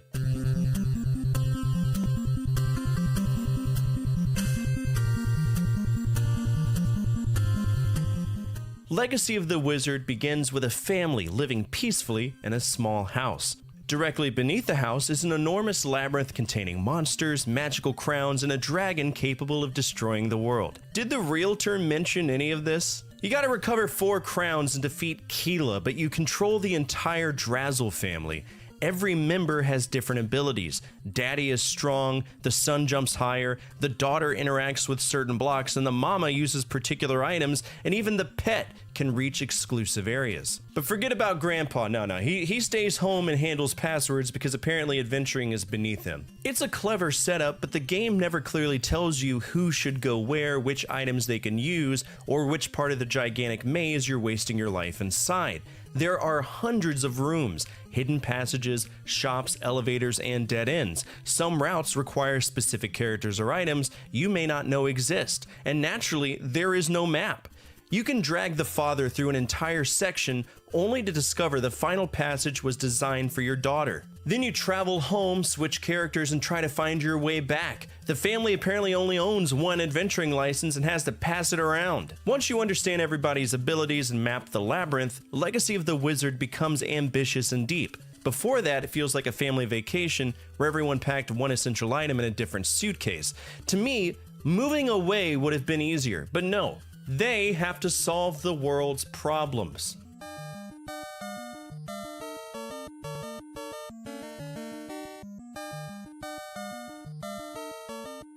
Ghosts and Goblins is turgid bullshit wearing medieval armor. Arthur's girlfriend has been kidnapped by Satan, yes, Satan, so he charges into a graveyard wearing armor with heart-covered boxer shorts underneath. And that armor absorbs one hit. One. Uno. Ichi. Eins. Ah! After that, Arthur runs through hell in his underwear while zombies, demons, birds, and homicidal plants attack from every direction. The difficulty feels designed to extract another quarter, even though you're playing at home and Capcom can no longer profit on your suffering. Arthur fully commits to every jump. Once he leaves the ground, you almost have no control over where he lands, and every landing zone is filled with enemies. Red armors dodge your attacks, zombies rise under your feet, and projectiles flood the screen. Then there are weapons, because of course there are, and you don't have a choice if you want to keep them or ignore them. If you touch something, it is now yours. Accidentally grab the torch, and congratulations, you traded a useful lance for a bouncing campfire that misses everything directly in front of you. Certain weapons are required to finish the game, but it will happily let you reach the end carrying the wrong one. Then you defeat the last boss, rescue the princess, and learn that the adventure was all just one big illusion. The game sends you back to the beginning,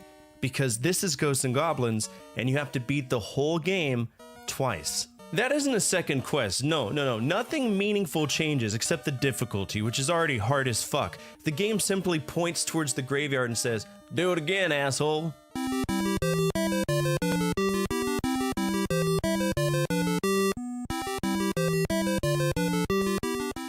Castle Quest is one of the most confusing fucking games I have ever seen. Princess Margarita is trapped somewhere inside a 100-room castle, so Prince Raphael has to rescue her. Fine, sword, castle, princess, we've established a recognizable video game plot. Then Castle Quest reveals itself as a color-coded key management examination administered by a sociopath. There are 6 colors of doors, each requiring a matching key. Opening a door consumes the key permanently. There are no extras, and some doors are simply the wrong doors to open. Waste a key, and the game can become unwinnable without telling you. That is not resource management. That's being denied graduation because you selected the wrong hallway 3 hours ago. Every room is a platforming puzzle filled with elevators, spikes, blocks, jars, safes, barrels, and enemies that kill Raphael instantly. One bad push can make a puzzle impossible. The manual even teaches the half-character offset technique, requiring you to position blocks half the width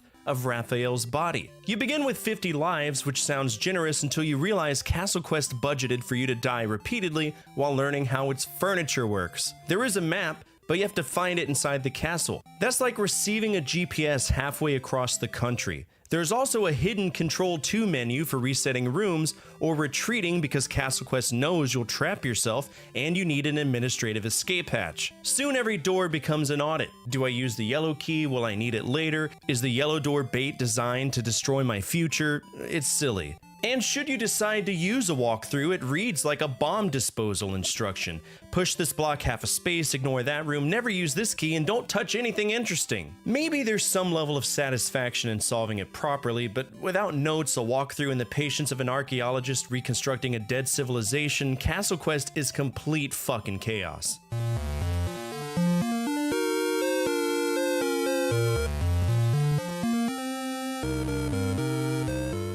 Every other game on this list so far eventually reveal some form of what I would consider to be logic. Hide Light has combat rules, Friday the 13th has strategy, even Castle Quest has an objective beneath its 6,000 fucking keys. Taboo: The Sixth Sense barely qualifies as a game. The manual reportedly calls it an electronic fortune-telling journey because someone at Trade West realized there were no points, enemies, challenges, or meaningful decisions and attempted to escape through semantics. You enter personal information and you type a question using the NES controller.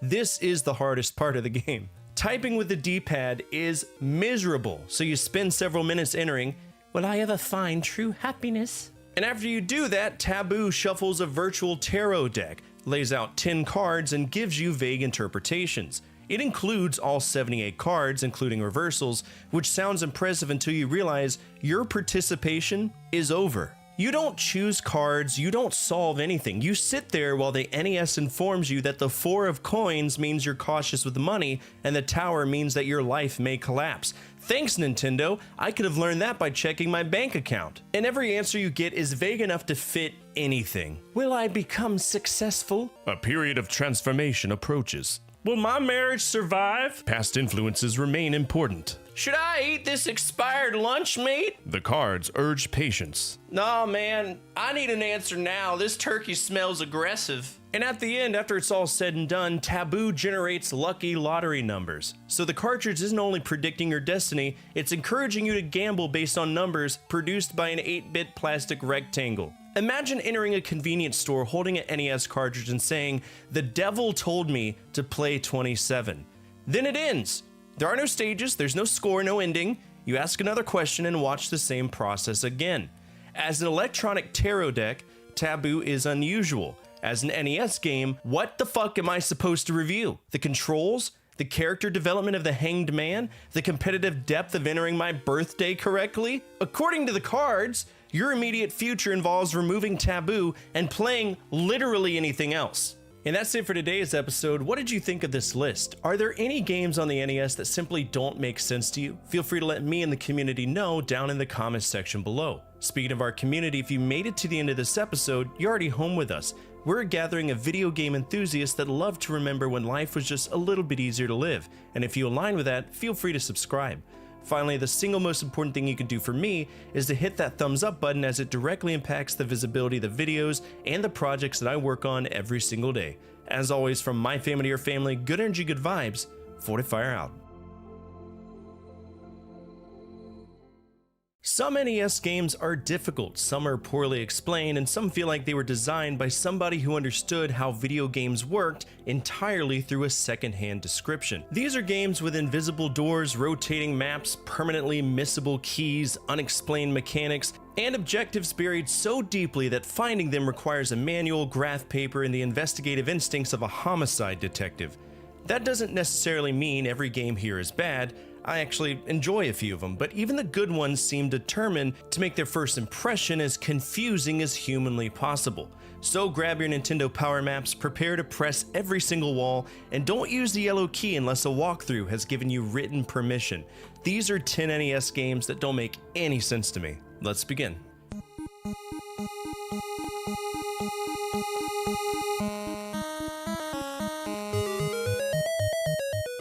Deadly Towers doesn't simply refuse to hold your hand. No, it cuts your hand off, throws it into one of its invisible dungeons, and refuses to tell you which identical room it landed in. Prince Meyer must enter 7 towers, recover 7 magical bells, burn them in a sacred flame, and defeat the evil big bad guy Rubus. That sentence makes considerably more sense than anything you experience while playing Deadly Towers. You wander an enormous landscape with no direction, throwing the world's loneliest sword at monsters. It's technically a sword, but Meyer launches it like a medieval Nerf dart, so I'm not convinced he understands swords either. Then you step on an unmarked patch of ground and fall into a dungeon. Is there a bell down there? Is there a useful item? What about progress? None of the above. Deadly Towers noticed you were getting somewhere and took that personally. Entrances are invisible, exits are unclear, enemies shove you around, and the correct route appears to have been revealed exclusively to whoever drew the Nintendo Power Maps. There is a functional action RPG buried under Deadly Towers. Unfortunately, it's sealed beneath 7 layers of confusion and level design that feels like somebody dropped a bowl of square rooms onto the floor, rearranged them, and said this is the future of gaming.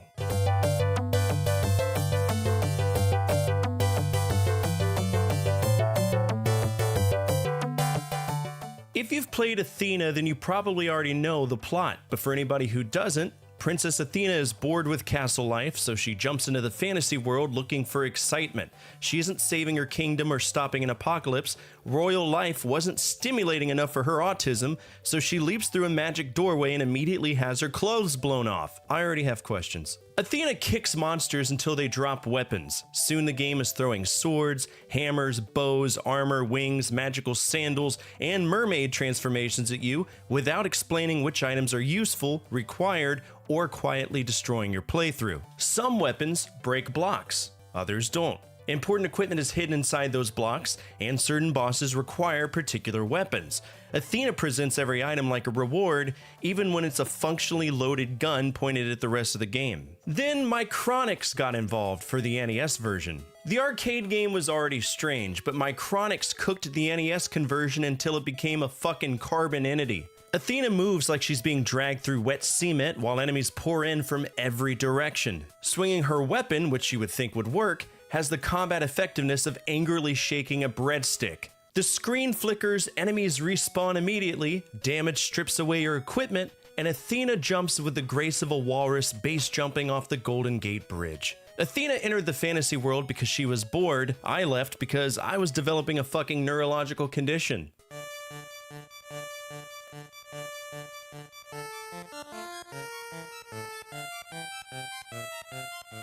Dr. Jekyll and Mr. Hyde has spent decades being treated like radioactive waste. I'm not calling it good, but it also isn't the apocalypse people make it out to be. Dr. Jekyll is trying to walk to his wedding while every resident of London attempts to ruin his day in weird ways. Children fire slingshots, birds shit on him, dogs attack him, women sing weaponized musical notes, and some deranged asshole plants bombs in the street. Why does everybody hate this man? Jekyll can barely defend himself because his cane is useless against almost everything. What is it useful against? Well, bees! And because it's only useful for killing bees, it makes Dr. Jekyll the world's most overqualified exterminator. Also, taking damage increases his anger until he becomes Mr. Hyde. Hyde enters a demonic version of the area, moves in the opposite direction, and kills monsters to reduce Jekyll's anger. Jekyll tolerates London until he becomes so pissed off that he mentally travels to hell and kills demons as anger management. The clever part, and one of the parts that many people might not realize because they never bothered to read the manual, is that Hyde cannot pass the point where Jekyll transformed or lightning kills him. Right? We've seen that in AVGN. To reach the real ending, you eventually have to push Hyde farther than Jekyll has traveled. It's an interesting mirrored world idea trapped inside a slow game that really doesn't explain any of it. Most players swing the cane, get bombed by a Victorian terrorist, transform into Hyde, walk the wrong way, and die. Naturally, they conclude the cartridge was programmed by a serial killer. Once you understand it, the game makes a strange kind of sense. Getting far enough to... Alright. Sorry about that, my stomach is killing me. Alright, Taito, what did you do with Phoenix? I don't think I've ever played Phoenix. Taito did the Japanese version on the arcade. Okay. If I remember right, this is a shooter, maybe? Phoenix, and it would be Amstar, right? Oh yeah, this game sucks. I played this early in my career, but yeah, enjoy this. It's a very silly game. Very, very silly game.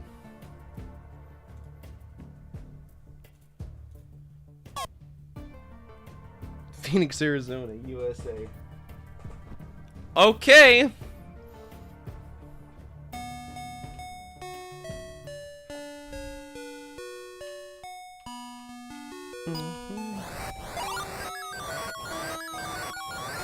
This is a Galaga clone.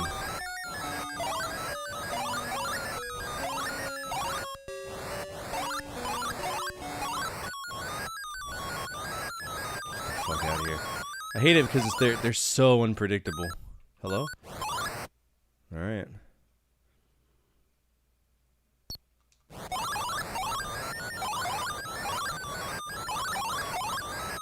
Well, I mean, it's the soundtrack from Athena.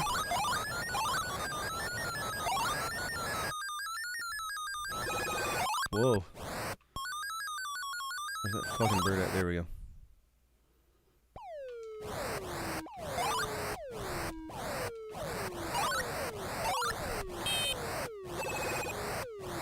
Honestly, this isn't bad. Am I clipping their wings? Dude, that's so evil of me.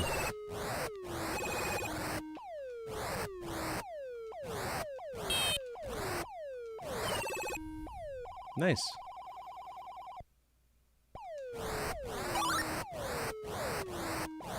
So now we're dealing with the phoenixes. Oh god, oh god. Dude, how do you dodge that?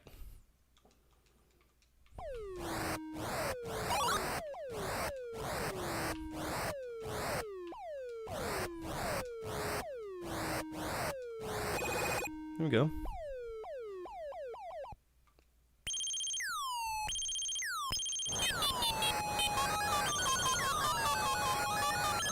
It's a very interesting shooter, isn't it?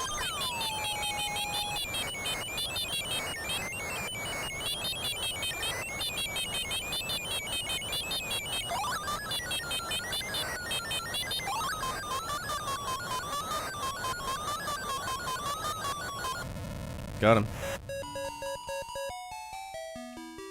Ode to Joy. And that's technically a loop, so this is a beat. It's gonna be a high score beat.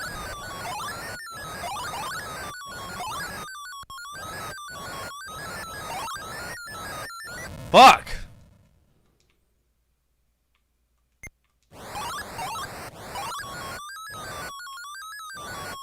Dude, those little things are so hard to dodge. It's stupid.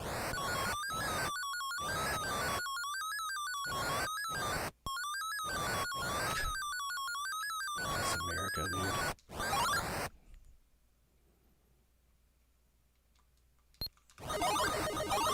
Oh, I have a shield? I didn't even know that.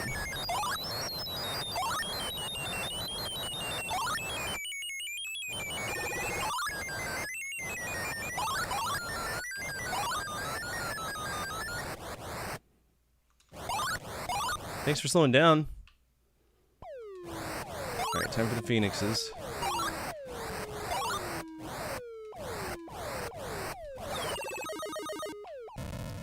So the shield kind of sucks, but it is what it is. Is there a continue? 5640. It's a decent one, isn't it?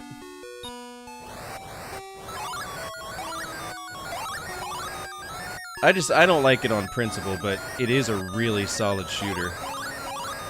Cause it's very much skill based. Bum bum bum bum bum bum bum bum bum bum. Dun, dun, dun, dun. So this is Phoenix. This is a Taito would have licensed this in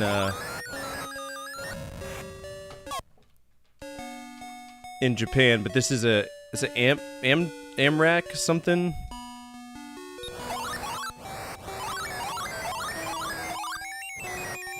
Like I said, we beat it because it loops. There's only a few stages of this. Fuck, dude. All right, 5680. It's all right. All right, PHHI. So it's gonna go right here.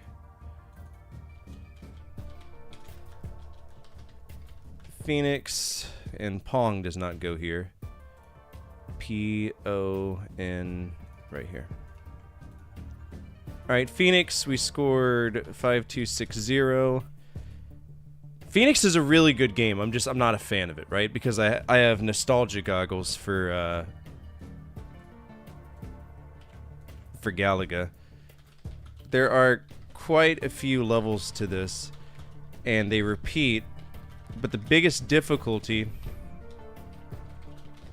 comes from the unpredictability of the enemies. I saw all the screens. Can add that here. Phoenix. Alright, best space games. Is it better than Disruptor? No. Is it better than Halo Reach? No. Is it better than Among Us? Is it better than Space Invaders? It is better than Space Invaders. Any form of Space Invaders. Best shmups. Is it better than Section Z on the NES? No. Is it better than Space Invaders M? Yes. We'll put it right here. Alright, next game is Try Attacker. Nothing there. And it's a cocktail cabinet with 0 votes, so that's going to be Lost Media. Missile Command could go bye-bye. Both of these can. Shift up. Phoenix can go bye-bye. Shift up. Balloon Bomber. Usually when there's images of the game, we're able to play it, so that's a cool thing. Balloon Bomber. This looks like it's the same as that other game where we just kind of shot things vertically. Blue Shark. It reminds me of Blue Shark. Or that UFO game where we had to like guide the kamikaze things up.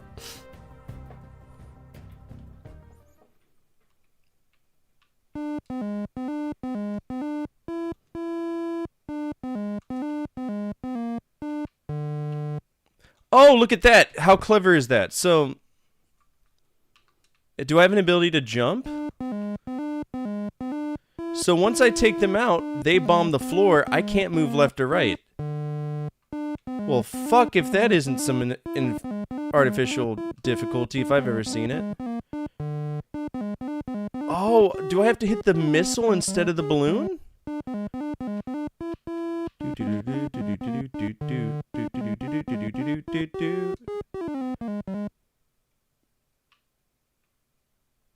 What's this about?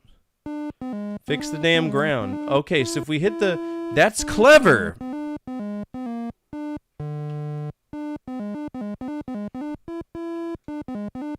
That makes... Yeah, I'm dead. Taito did make Space Invaders.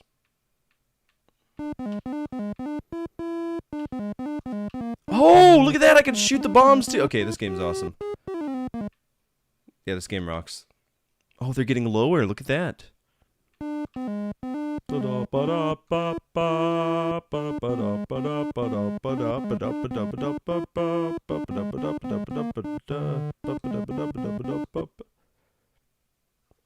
Yeah, this is going to be a G tier right here, too.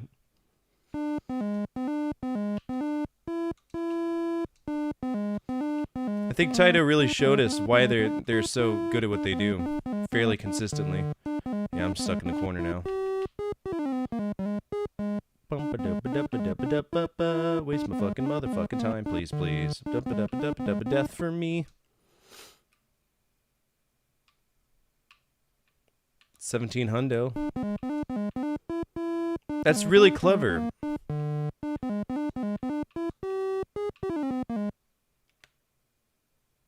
Very clever. What do y'all think of this? This is interesting. So you go out of your way to... Oh, those are nukes, brother. Bye.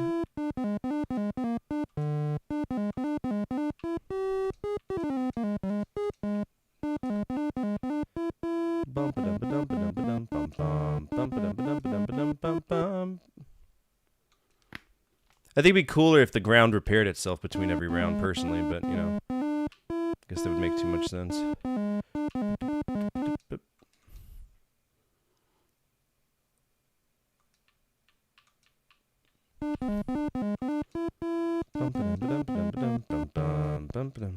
All right, 4,300. 4300. 4,300. Balloon Bomber.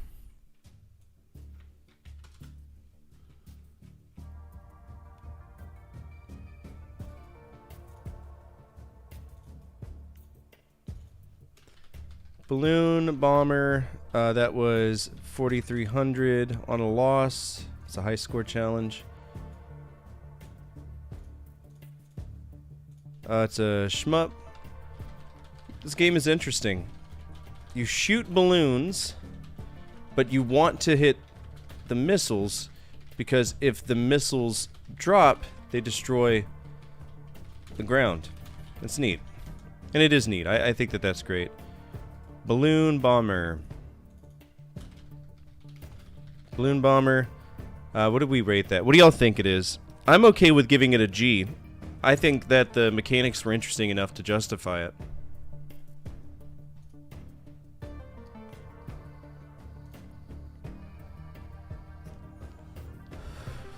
What do y'all think? The range is going to be it's A to G right now, so it's top of the line. It's a really good game, but I don't know what I want to put it on.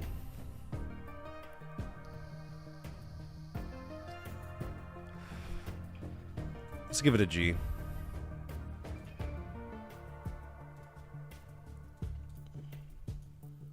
Is that better than Space Invaders? Yeah, I'd say that it is. Balloon Bomber. Okay. Then we have Space Invaders 2. This is the Midway exclusive Space Invaders 2. And it's a cocktail cabinet, so I don't know how this is going to play. We'll try it, but don't expect it to look good.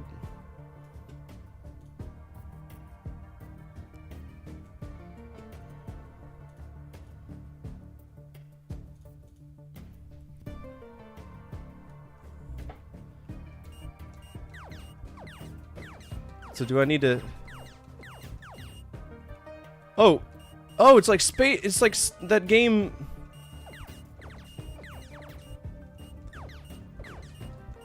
So not only do I have to compete with the other dude, I gotta... Oh, that's interesting. Gotcha, ass. Now, is he gone, or is he gonna respawn? He respawns, okay. This is probably the...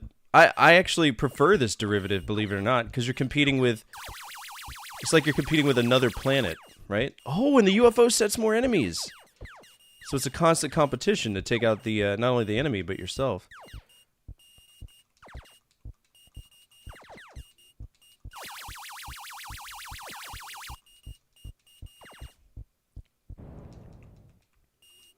Interesting.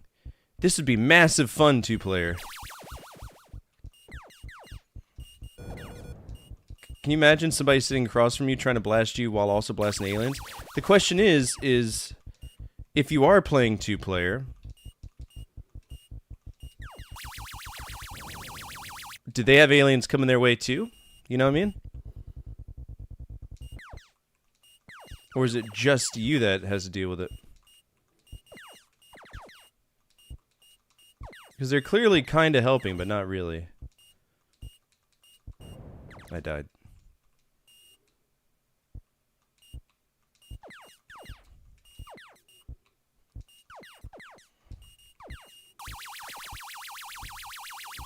I mean, it doesn't look the best, but looks don't really matter to me.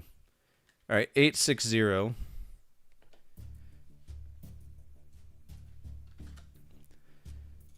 Space Invaders 2, Roman numeral 2. Space Invaders 2. We scored 860. I'm gonna give that a G tier for concept. That's awesome. So this is a cocktail cabinet CC game, and you take out aliens while also taking out an opposing cannon. It's really cool.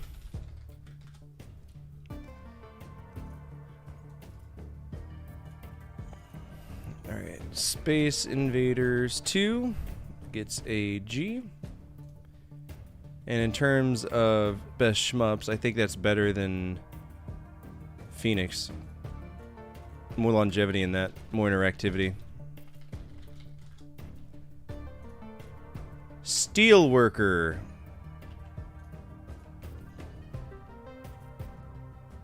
This is a puzzle game? What is this?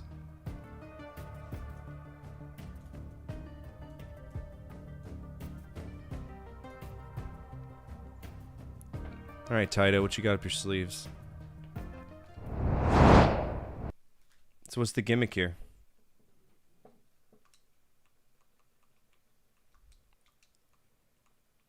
What?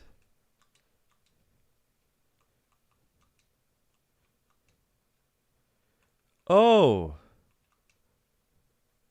It's like Lemmings, but shittier.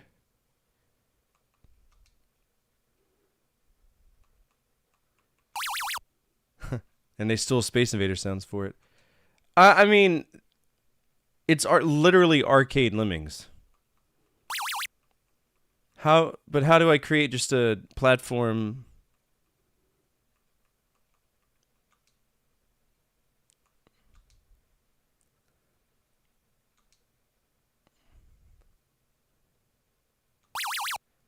Oh. Yeah, this isn't fun at all. It's really not fun. Okay.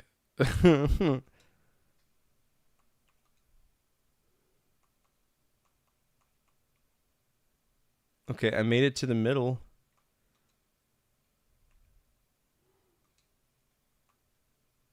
Did we do it? Ah, hell yeah.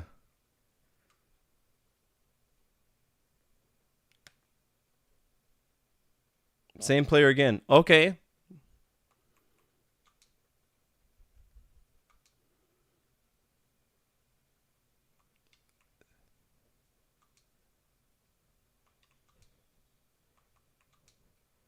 I mean, it's not terribly it's literally Lemmings.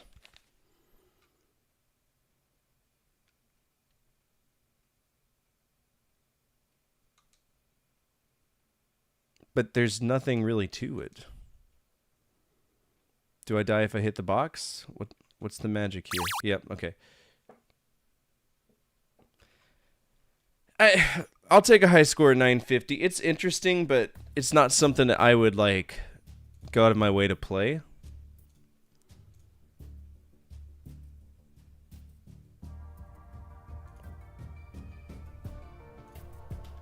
Steel Worker. It's a high score game. Sure I scored 900. That's pretty mid to me. I'm gonna give it a C+. This is like Lemmings if it was a stick figure, and you had nothing else to play. Lupin the Third we've already played, so unless somebody wants to activate a high score challenge, we're going to skip that and move on to Moon Cresta, which is our first rules of release violation. Alright, so we got Moon Alpha we need to play. What are we trying to play? Moon Cresta? So we have to play Moon Alpha.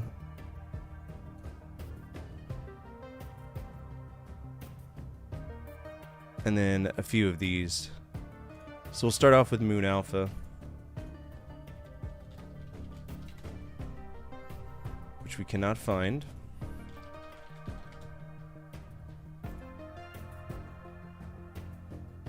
And it's lost media, so we're not going to count that as a skip. That sets up Moon Cresta. Now we have Moon Tracker.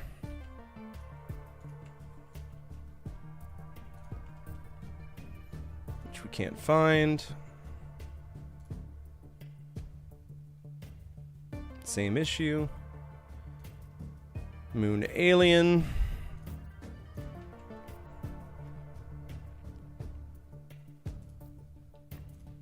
Which appears to be a... Oh, look at you stealing Galaga. Or Galaxian. Nichibutsu stealing! Was Namco happy with this? It doesn't even work.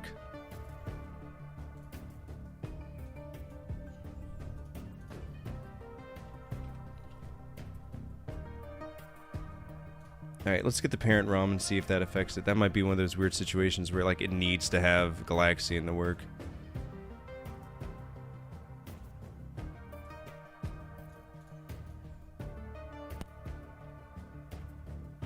Alright, there we go. Yeah, that is Galaxian, through and through.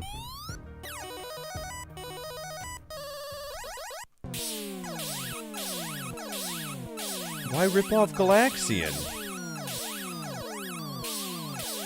Ew. Oh god, it's one of those games. Okay, so this does something I'm really not a fan of, and that is, as I move my sprite at the bottom, the bullet moves as well. So if I'm trying to do a skill shot on anything, it's kind of difficult because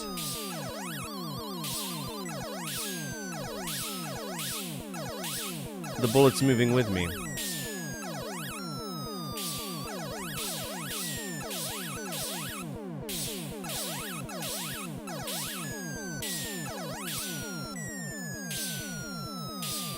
Get the fuck out of here.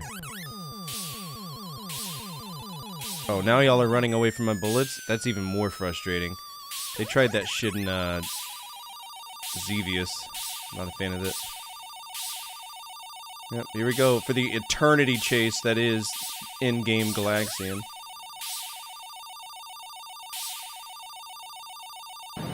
Yeah, that's what happens whenever you make my bullets miss everything. Fuck's sake.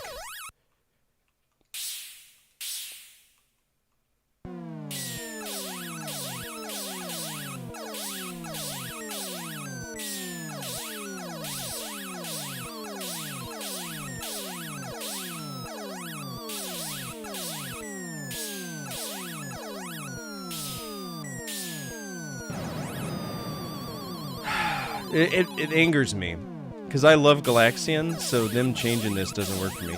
Now the question is, did this happen in Galaxian and I was just too silly to notice that it was happening?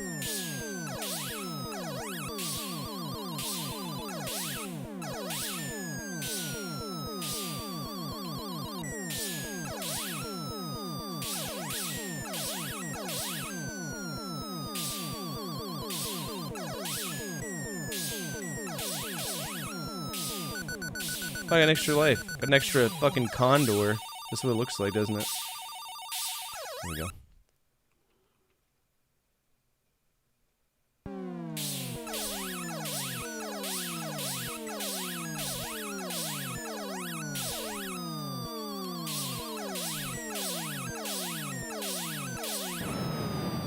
You move so slow, how do you expect to dodge anything?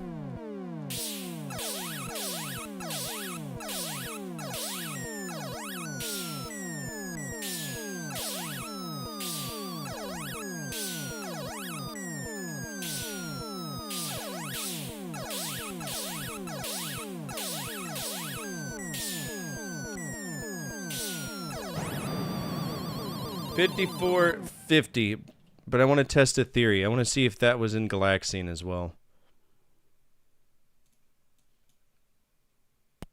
I need to see. I need to find out.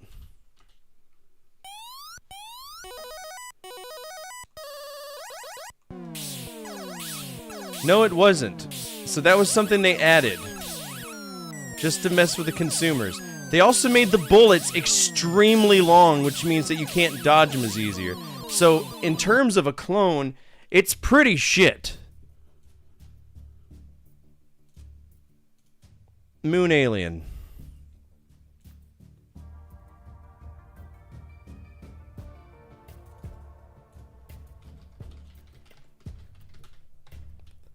I'm giving it a C+.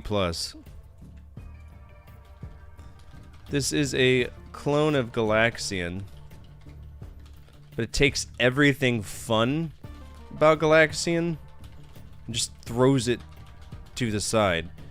Missiles that move with me? No thank you.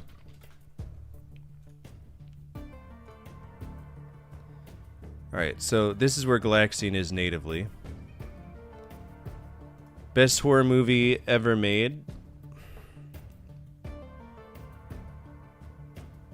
That's a good question, man. I haven't watched that many.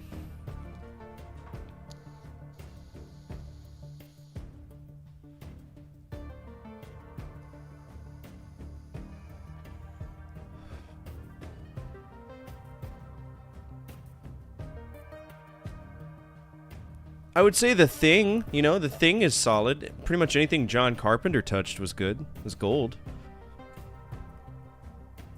I'm gonna put it above Twin Bee. That was Moon Alien. We'll put it right here too. I like the Alien films considered horror, or is it just sci-fi with scary scenes? Alien 1 is great. Alright, we have Moon Alien Part 2. Which might just be here. Yeah, Moon Alien Part 2. Let's see how much they changed. I didn't really like the Prometheus line of movies, but it is what it is. Alright, you don't like that, so we'll grab this version.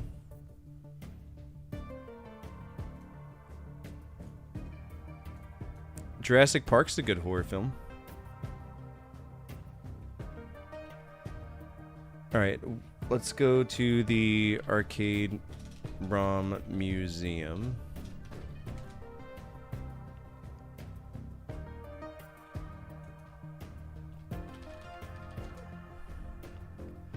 It's a very specific website, and I can never remember what it is. Arcade database, that's what it is. So we need to see what the parent ROM is for Alien, Moon Alien.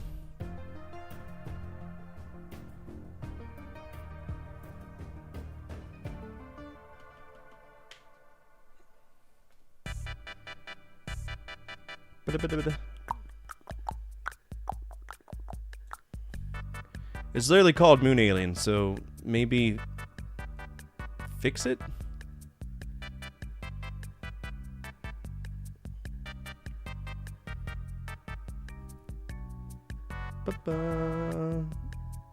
Alright, Moon Alien Part 2, this is what we care about. Show main required files. Moon Al 2.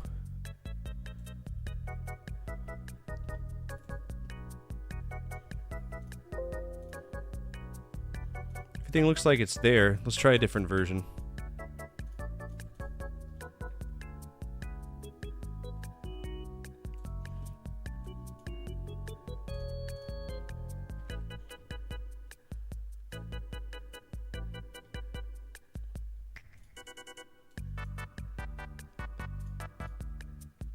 Okay, required files are missing. The game cannot be run. Perfect. So... Hey, Nick, are you here?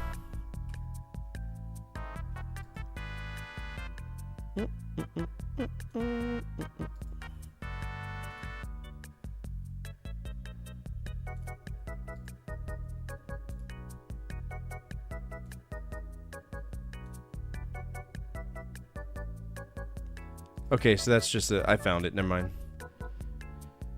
Alright, Moon Alien Part 2 is going to be a single skip for that. But it's going to be a technical skip, so I'm not going to hold it to us. Moonraker.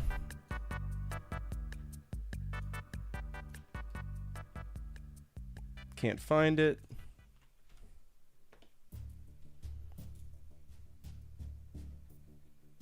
And nothing there.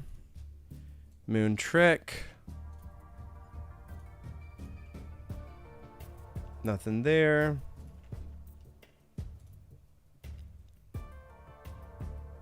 And that leads us to Moon Cresta. Cool.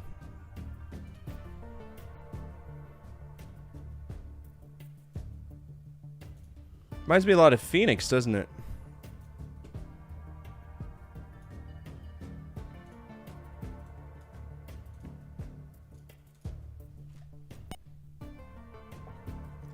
Trip to the Space War. No thank you. There's Nichibutsu though. There's their logo.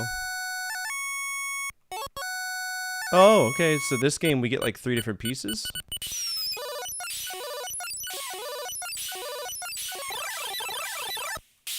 This is fucking stupid already. Oh my god, stop it.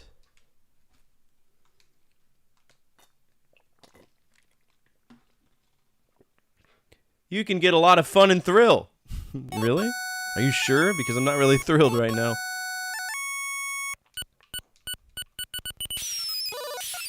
Quite the opposite of the thrill. Oh my god. It's impossible to hit anything! they're not really, like, there's a difference between something being predictable and, so this is the gimmick. You get different sized ships, okay. Which now this shoots 2. So why even bother with the original one when I could just waste it to 3rd life and get the 3 guns? Not that I have a chance.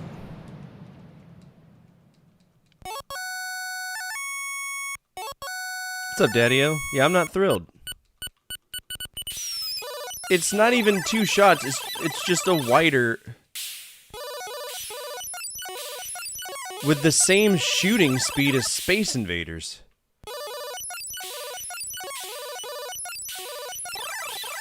Oh my god, you just miss everything.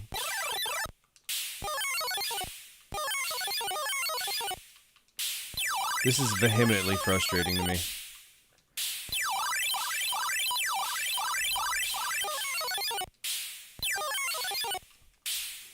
You don't hit him by aiming at him, you hit him by leading them. It's like Missile Command, but worse. It's like trying to shoot bees, a bee swarm with a shotgun. Yeah, fuck this. No thank you.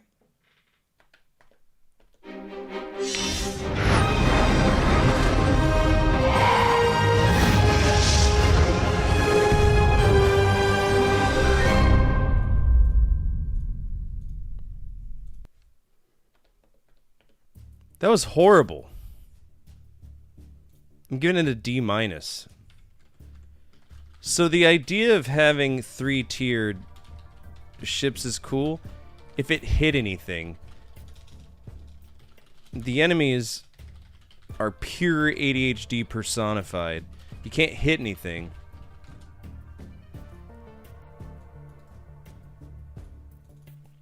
Alright, Moon Cresta, and it got a D-. Space Game, technically, is it better than Blasto? Yes. Better than Space Crusade? Yes. Xenophobe, Gates of Zendikar? Yes. Is it better than Starfire? No. Starfire is more playable. Best shmups. I think it was pretty bad. Yeah, we're gonna put it down here. Actually, I could hit more shit on Scramble. I could hit more shit on Ajax. That might actually go down. Yeah, we're gonna put it down here. That is easily one of the worst games I've played for a shooter.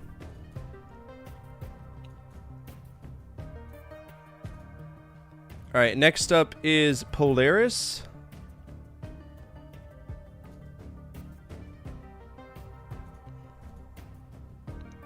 Polaris.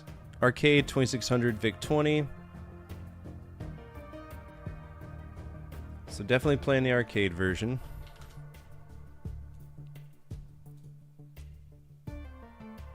I actually own this on 2600.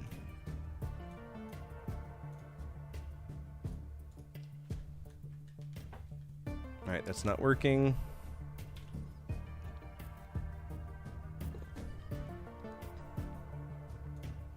Let's grab the original version, see if that does anything. Polaris O. There we go.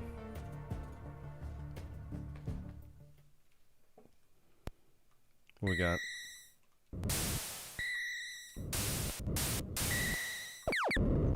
What?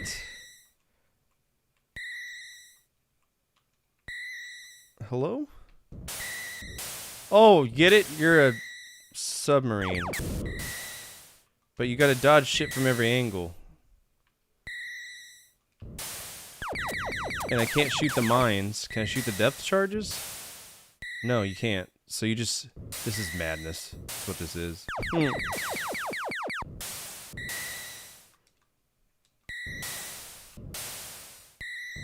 So is my whole job just to take out... fucking helicopters? What's the arrow mean?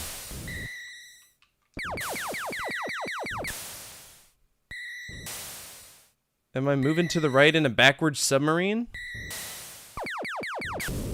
Get out of here. Oh my lord. Are they getting lower? Oh, okay. Alright, now we got... I hit the bottom! There's a lot going on here.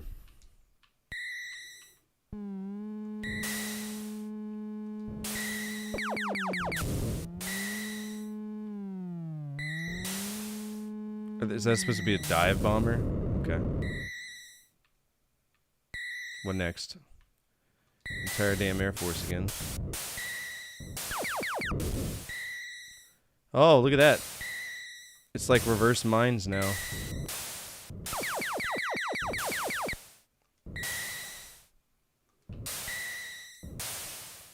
Could you imagine if, like, submarines were taking out, like, B-52 bombers from the bottom of the ocean? That'd be insane to me.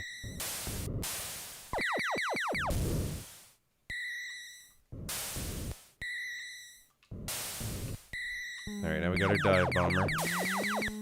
With his weird missiles. Got him. This isn't bad.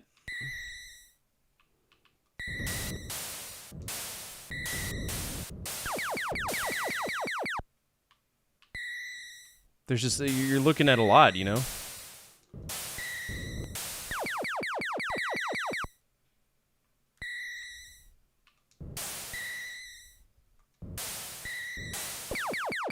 Cheese sauce.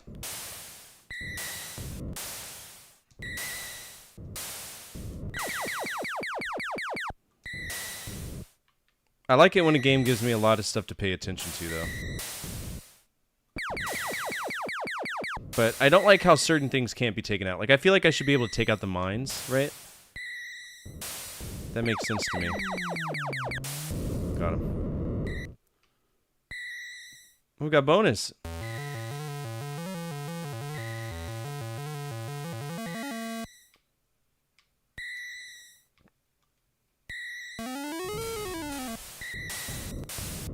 Is that a loop? Oh my lord. A lot of stuff to worry about.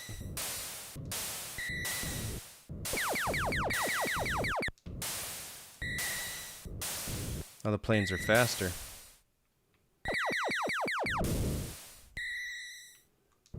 This is really fun.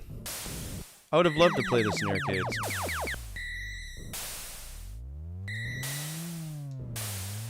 Oh, 2 missiles? Holy shit.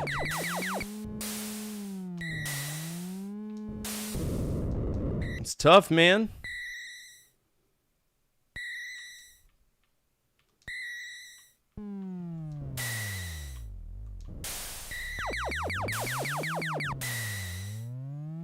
There's really no way to dodge that. It's game over. 65-90. That's really good. 65-90. I like that.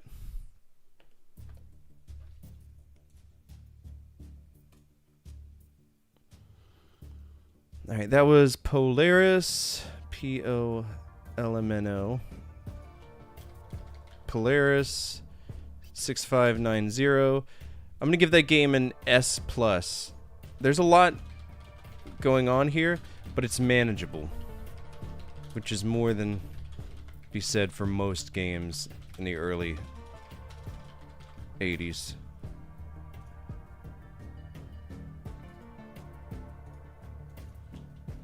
Polaris, it's an S. As a shmup, is it better than Prehistoric Isle? No. Exarian, yes.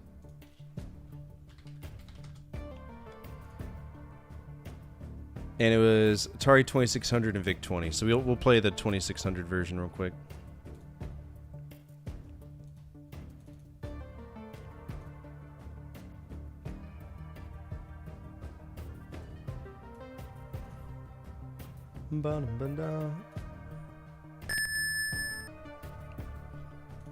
I don't want to play Steam. Go away.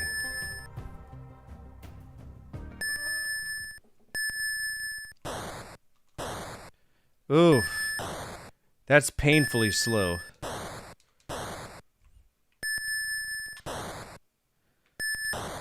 How are you supposed to hit anything? And now it's dropping bombs because I took them out? I don't know about that, brother.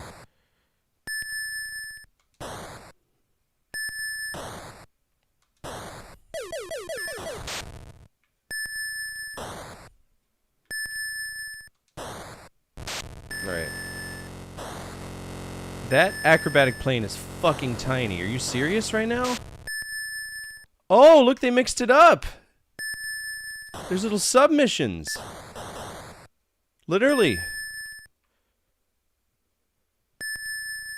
Huh.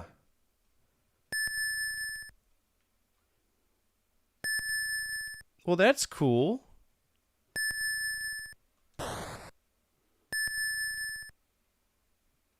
So I have to travel between the levels.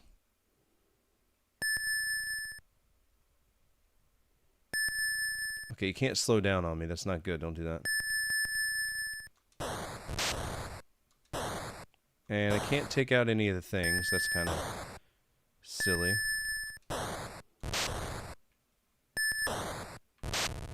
Alright, acrobatic plane.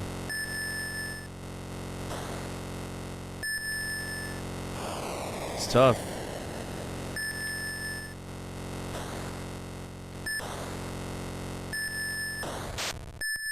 Now we travel. Now I have things I can shoot. I was wondering why they would let me shoot something and not give me anything to shoot.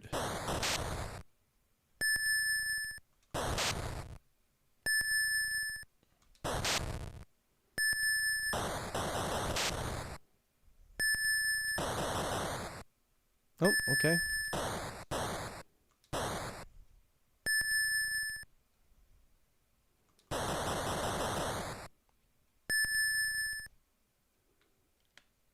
Very well played, game.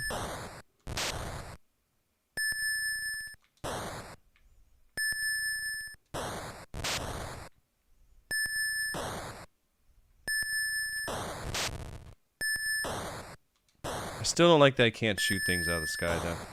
These are clearly missiles. Got him.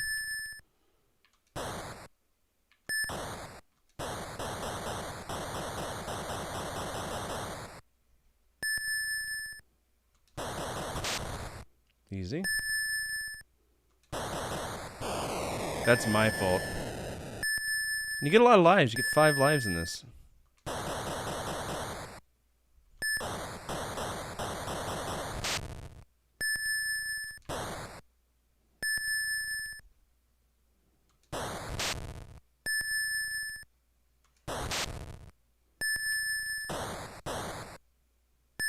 This might be one of my favorite 2600 games so far.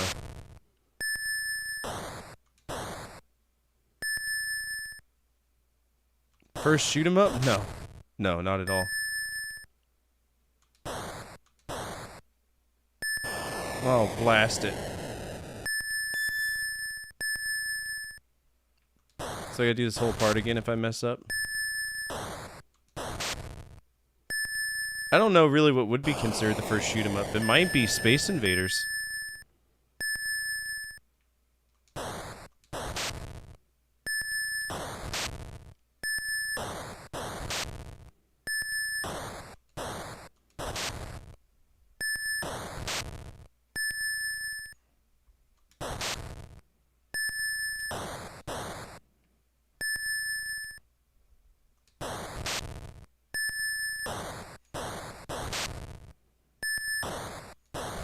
Are they supposed to be mines?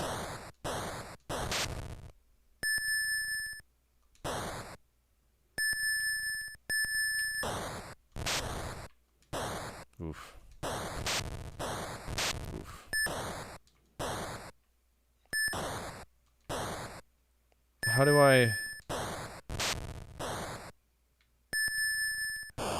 do I dodge the other submarines, though? I can't shoot left or right. That's a problem.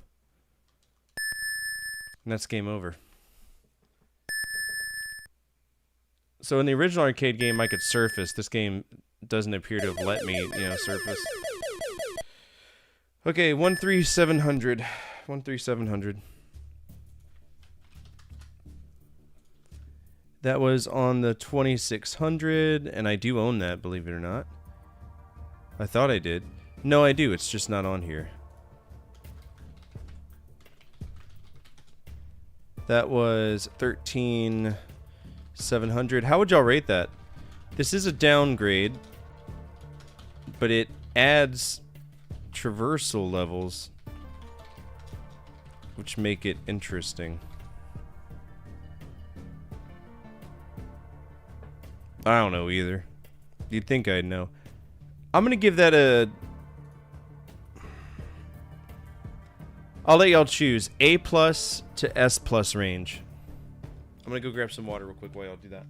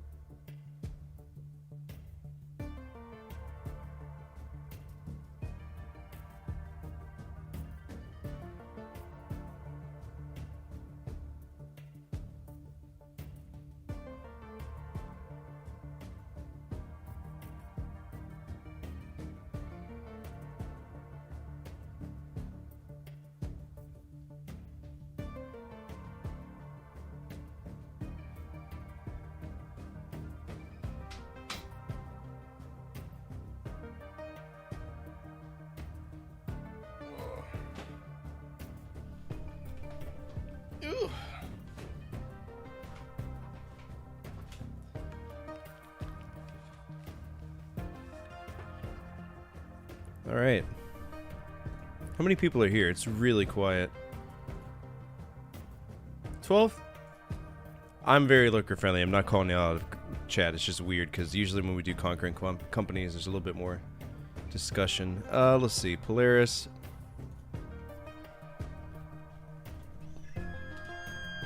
I'll give it an S-.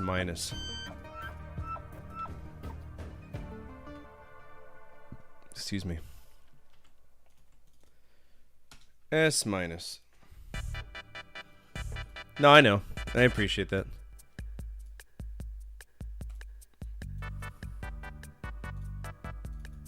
Alright,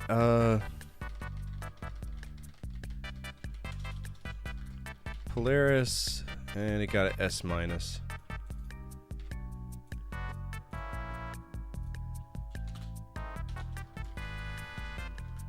Arcade and 2600. Okay. Ba, ba, ba, ba, ba. Do I mess with VIC-20 games?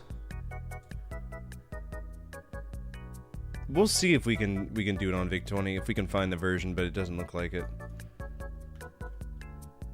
Polaris VIC-20.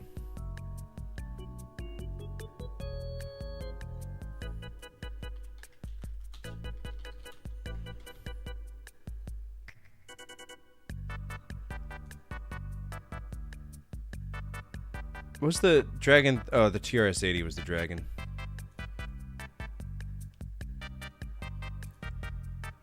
Bum, bum, bum, ba-da. Ba-da-ba-da-ba-da-da. Ba-ba-da-ba-ba-ba-ba-ba.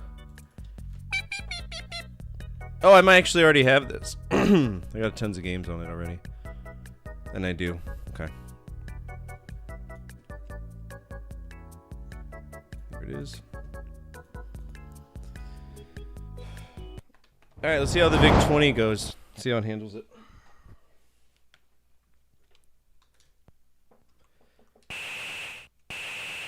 It's faster than 2600, which we would expect, right?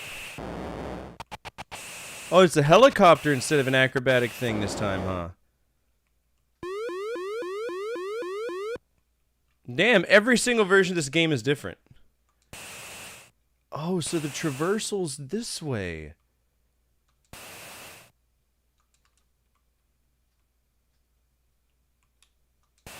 So I'm assuming in the future they're gonna hit me with some bullshit, right? Like that. I don't like dodging shit I can't dodge. It's silly. Especially don't like having to...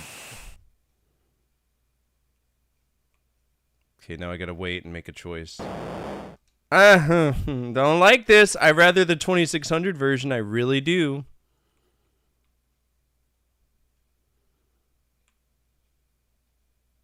Like, I shouldn't be getting into a traffic jam over land rights here. This is silly.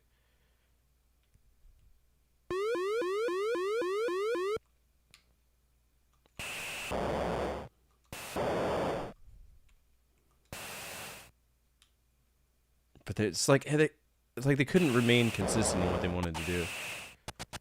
All right, now we travel again, right?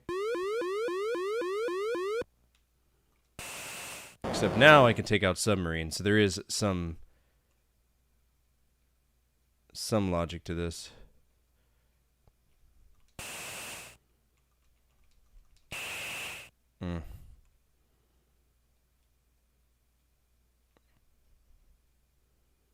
Come on, man. Come on. Thank you.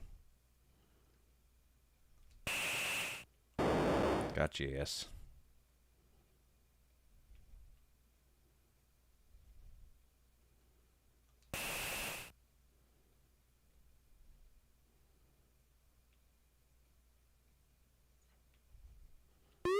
We're moving extremely fast.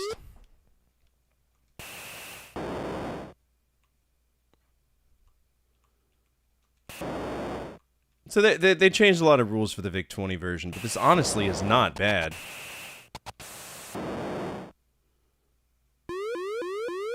Not at all.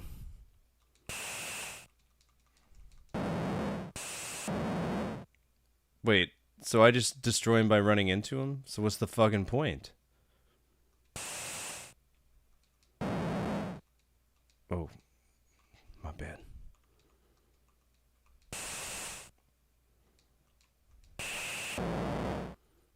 The true challenge here is not getting caught in the traffic jam and then hidden on the steamboats right there. That's hard.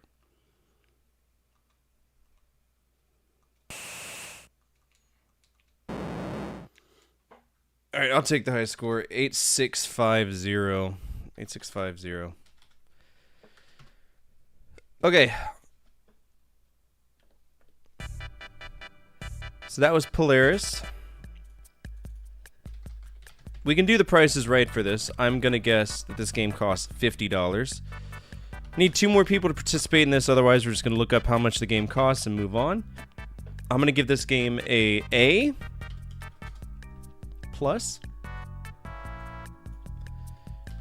This is unique. Enjoyed this game. Then that's on VIC-20.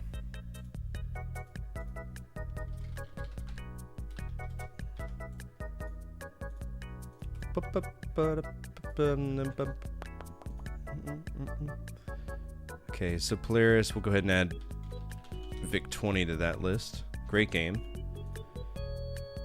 Indian Battle. Oh, Jesus Christ. I think I've played this before, and it's racist as shit and funny as shit. Alright, we only got 1 vote, so we're gonna go ahead and look it up. Polaris VIC-20. I wonder if it's gonna be a cassette tape or a cartridge.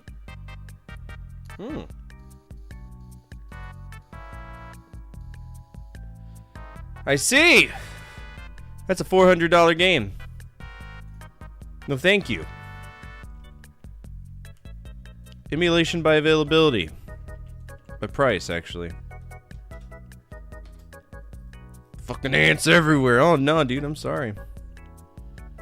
Alright, Indian Battle. I know for a fact I've played this way early back in my career because I remember it thinking how racist it was. Let's play it again. You literally run around shooting aliens, or not aliens, Indians.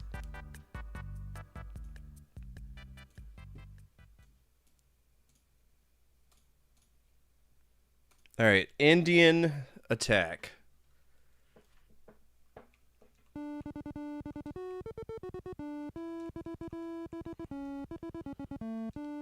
Oh, Japan. I hope you never change.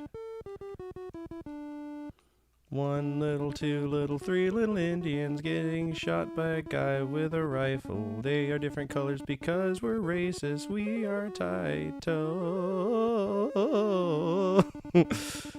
don't think that's how the song goes. Oh, shit. Oh, there's a snake. Okay. Why are the Indians coming up through the ground? What is that?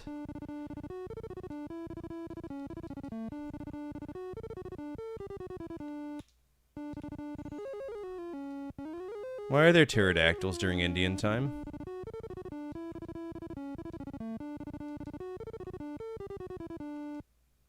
I just got scalped. Those buzzards? One little, two little, three little Indians getting shot on the field. One little, two little, three little Indians, four little, five little, six little Indians, seven little, eight little, nine little Indians getting shot by a guy with a rifle. Oh, geez, not the carried wagon. So this follows the same logic as Space Invaders, because Taito could never separate from it until, like, Bubble Bobble came into existence, and then everything changed for them.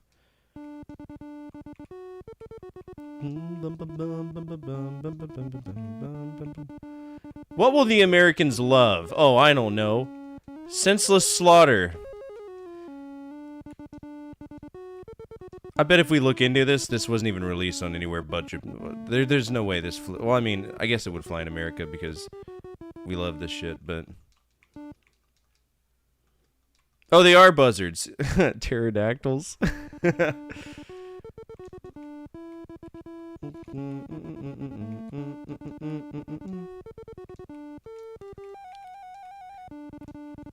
Oh, God, I keep getting scalped.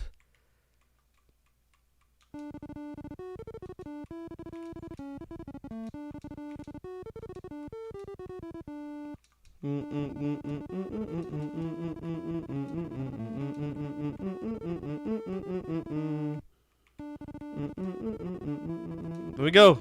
Let me go, child of the ground. Earth child. Alright, we got a bonus point for that. Dude, they're really hard. They're some finicky fucks, aren't they? Catch all animals. What? What are we catching? Oh, we're lassoing. Oh, okay. With the world's slowest lasso. Imagine catching a rabbit 150 yards away with a fucking lasso. How insane that is. Oh, caught the horse. Okay. What kind of catch and release policy do we have here? It's so silly.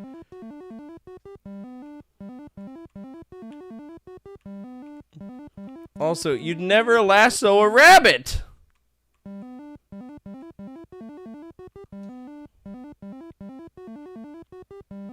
Got his ass, though. Perfect. Mighty good! Bonus points. 600? That's a really fancy way of writing 600.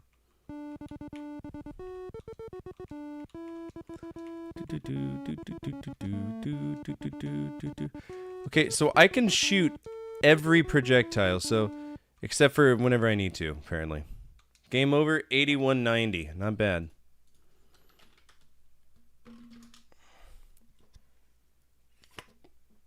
I gotta see if this was released in America, though, out of pure curiosity. Of course it was only released in Japan. I told y'all.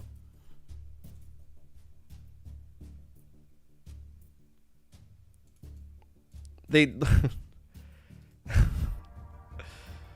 Alright, Indian... Was it Indian battle? Our high score was 8190. We did not beat it, but we did make it to a bonus stage, which is nice. What would y'all rate that? I'm thinking A+, S- territory. I don't think I can justify giving it an S because it is incredibly difficult to hit anything in the game. The enemies are just so sporadic. It's racist, but it's Japan, so I guess it's okay.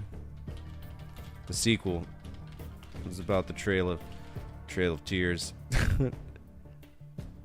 No, they wouldn't. I'm gonna give it an A because it is fun. It's just questionable.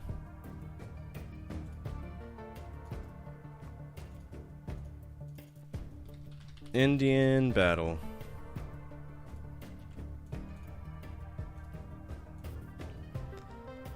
Alright, that was a shooter. Is it better than HAL 21? No. Is it better than Life Force on the NES? No. Is it better than R-Type? No.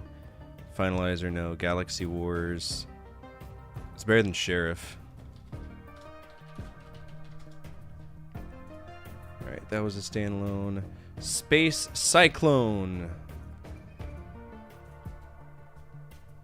Can't find it. Doesn't exist.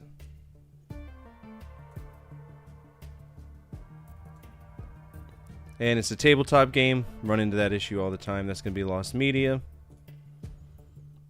Alright. That one can go. That one can go. New York, New York. This is going to be a single screen shooter named New York, New York. Oh no. Baby. What are you doing? Is that... Okay.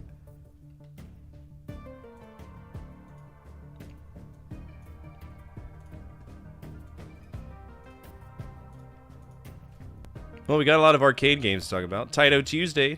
Taco Tuesday. It's Wednesday, though. What's up, merch? Alright, New York, New York. Okay, this has nothing to do with New York. It's... What the fuck is going on?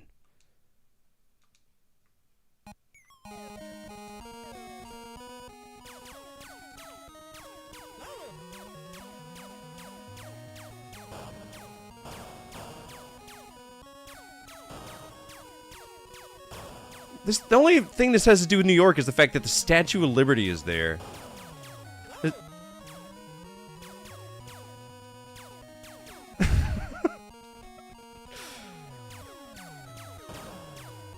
least we got music, though.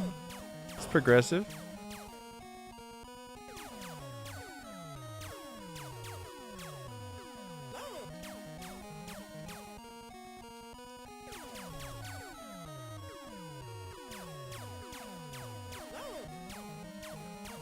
I can't hit anything.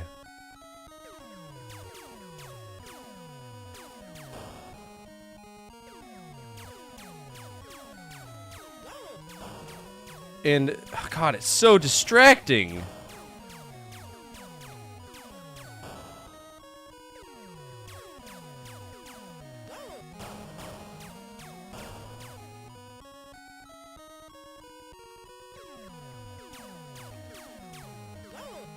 I mean, the stars look the exact same.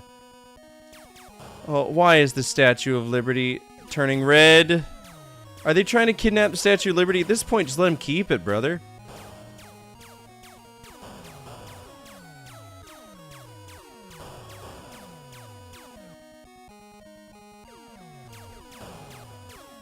Alright, I got 50 points. I don't know why, but I did.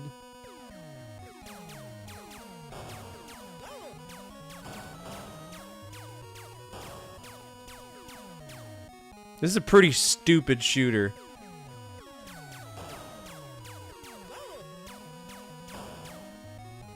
Is it saying bonus? I can't understand what it's saying.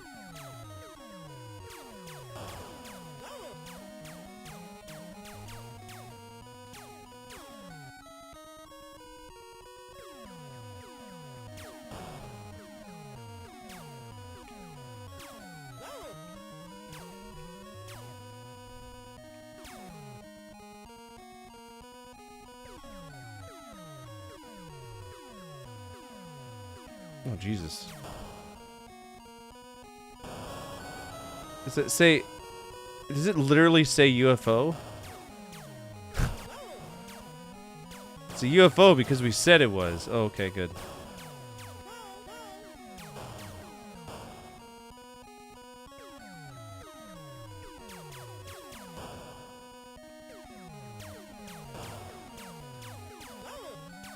Just...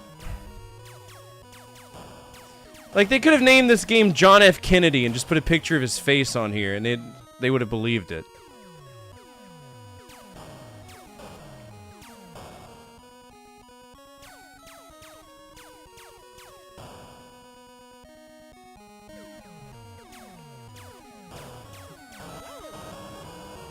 You might prefer the JFK version?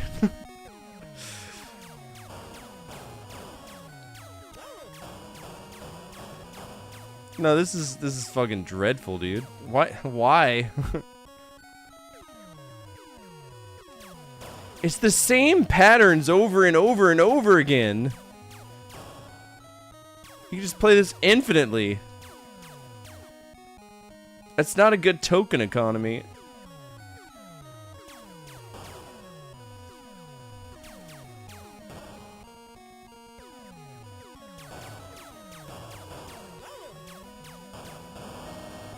It's just a crapshooter.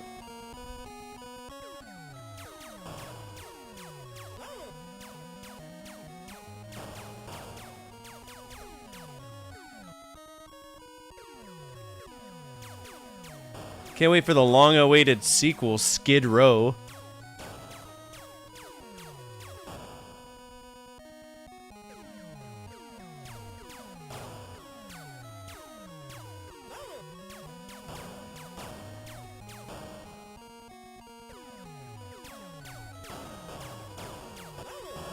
Please end my suffering. Game me over, please. Thank you. 3310. Holy shit. That was New York, New York.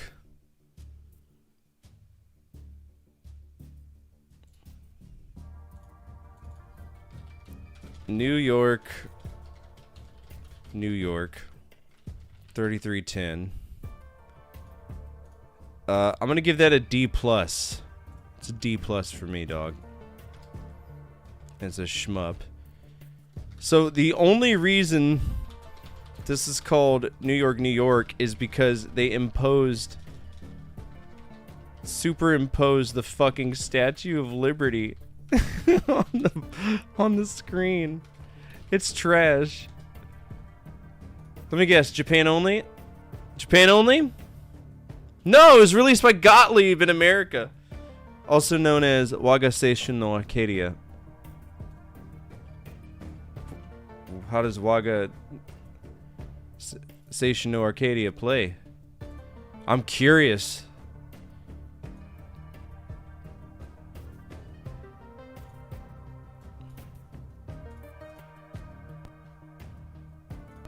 What was the Japanese? You've got to be. Oh my gosh. Okay. Literally, there's no point. There's no point. There's literally no point. Oh Lord. Okay, hold on. Insert cells. It was New York, New York. So they literally put an anime thing in Japan, and they're like, "Hey, we need to move this game in America. What do you want to put as the placeholder? What's the most American thing you know?" And they said the Statue of Liberty. What year did that come out? 1981?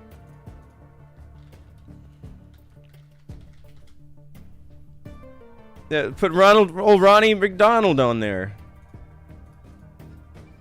Alright, so that got a D-. And it is one of the worst shooters I've played. Is it better than that? No. No, no, no. Attack of the Time Lords is more playable. Ajax, you survive. I'm proud of you. Okay. We are now in 1981. Let's go ahead and clear some space out.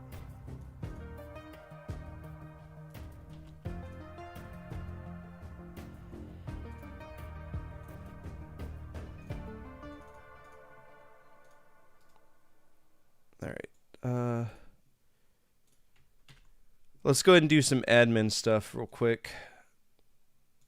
Add some games to the list. Do the usual fun things. Fair dinkum! Fucking Struth. Alright, can we get a shout for Whore Queen Harley? She's a sweetheart and I love her to death. 1982. Wild Western. Let's go ahead and add tons of boxes. Hopefully 1981 pulls some good things. Alright, we got Birdie King on the arcade. Strike Bowling on the arcade. The Electric Yo-Yo on the arcade. And then we got a big game right here. I gotta pull these up to make sure they're not part of a franchise. 1982 is thick, but we don't have that many games in there. Alright, so Birdie King's a golf game. I'm alright with that. Strike King is a standalone. The Electric Yo-Yo is like a weird fucking game. Jungle King. Which version did Taito mess with? I'm doing good, thanks for asking. Alright, Apple II. So we're gonna count all of these. Jungle King slash Jungle. I have Heartburn. Jungle Hunt. Arcade +9. Not part of a franchise. Then we have Jolly Jogger in the arcades. Time Tunnel, which is an arcade game. Then we move on to 1983. What you been up to, other than putting dumpsters next to your your swimming pool? Oh, this is a big one. This is a very big one. Elevator Action. And it's a very popular game too. Arcade plus at least 20 versions. And it's part of Elevator Action.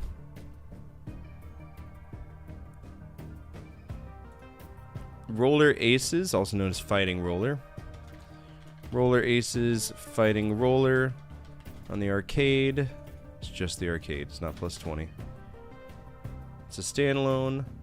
Water Ski. Spraying them because they're stinky poos. Arcade. Zookeeper.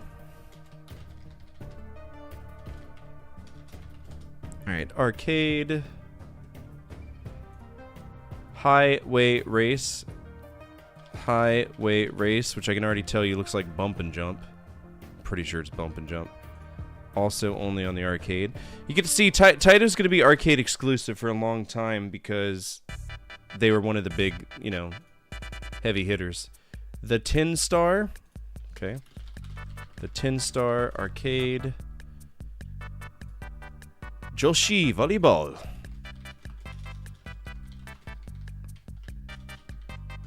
Arcade. And then we move on to 1984, which is a good year. We're going to start seeing a lot of MSX stuff now. 1, 2, 3, 4, 5, 6, 7, 8, 9, 10, 11, 12, 13, 14, 15, 16 games. Alright, we have 40 and O. It's an arcade game from Taito. Check and Pop, that's a fun game. Check and Pop, that was on the MSX plus 13 games. Chorokyu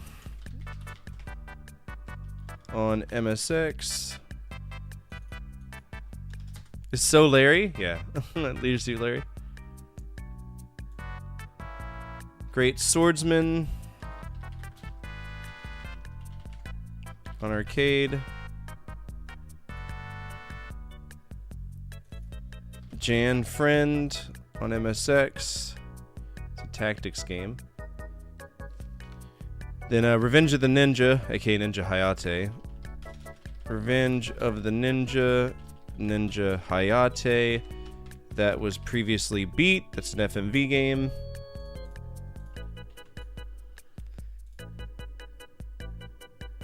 Standalone. Sea Fighter Poseidon on the arcade. Sweet Acorn on the MSX. It's also a standalone.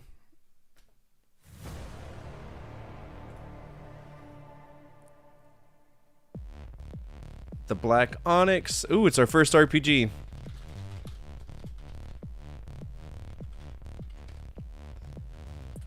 PC 98 plus 10. That's RPG 1.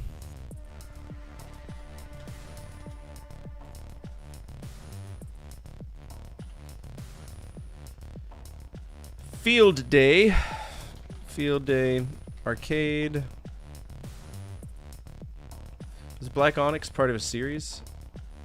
It is. Wow, okay.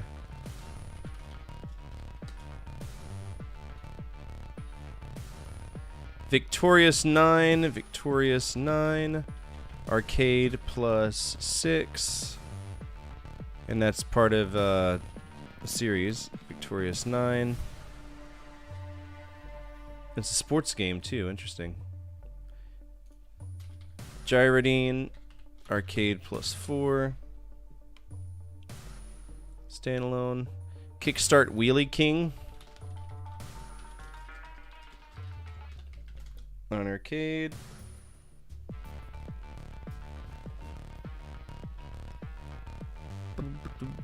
Ninja-kun Majo no Boken. Ninja-kun Majo no Boken. Arcade plus a shit ton. 7. And that's part of the Ninja Jaja Maru-kun. We gotta see where we're at with that. Bin Berabe. Okay. Bin Berabe. Arcade. We have Fire Battle on Arcade. Tons of games. I'll tell you right now, Fire Battle is a vertical shooter like most of their things. But what is this Bin Berabe? Oh, okay. You just save people. Alright, 1984. 1985. 1, 2, 3, 4, 5, 6, 7, 8, 9, 10, 11, 12, 13, 14, 15, 16, 17.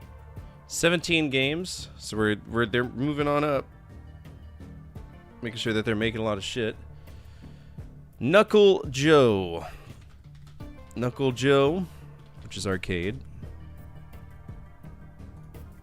Nunchakun. Nunchakun. I feel like I've played this, but we'll see. Raiders 5, which is arcade. Shanghai Kid, arcade, which is part of the Flying Dragon series. Super Speed Race Junior, Super Speed Race Junior, which is part of... What's the heartbreaking news? Everything alright? The Fairyland Story. Arcade plus 6. It's a standalone. Time Gal. Arcade plus 10. Activates a revenge game, but I already have one. It's Grand Theft Auto. So you gotta make sure that it doesn't have anything.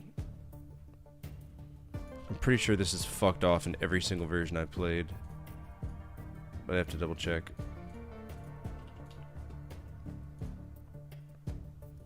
Then we have Typhoon Gal, which is arcade.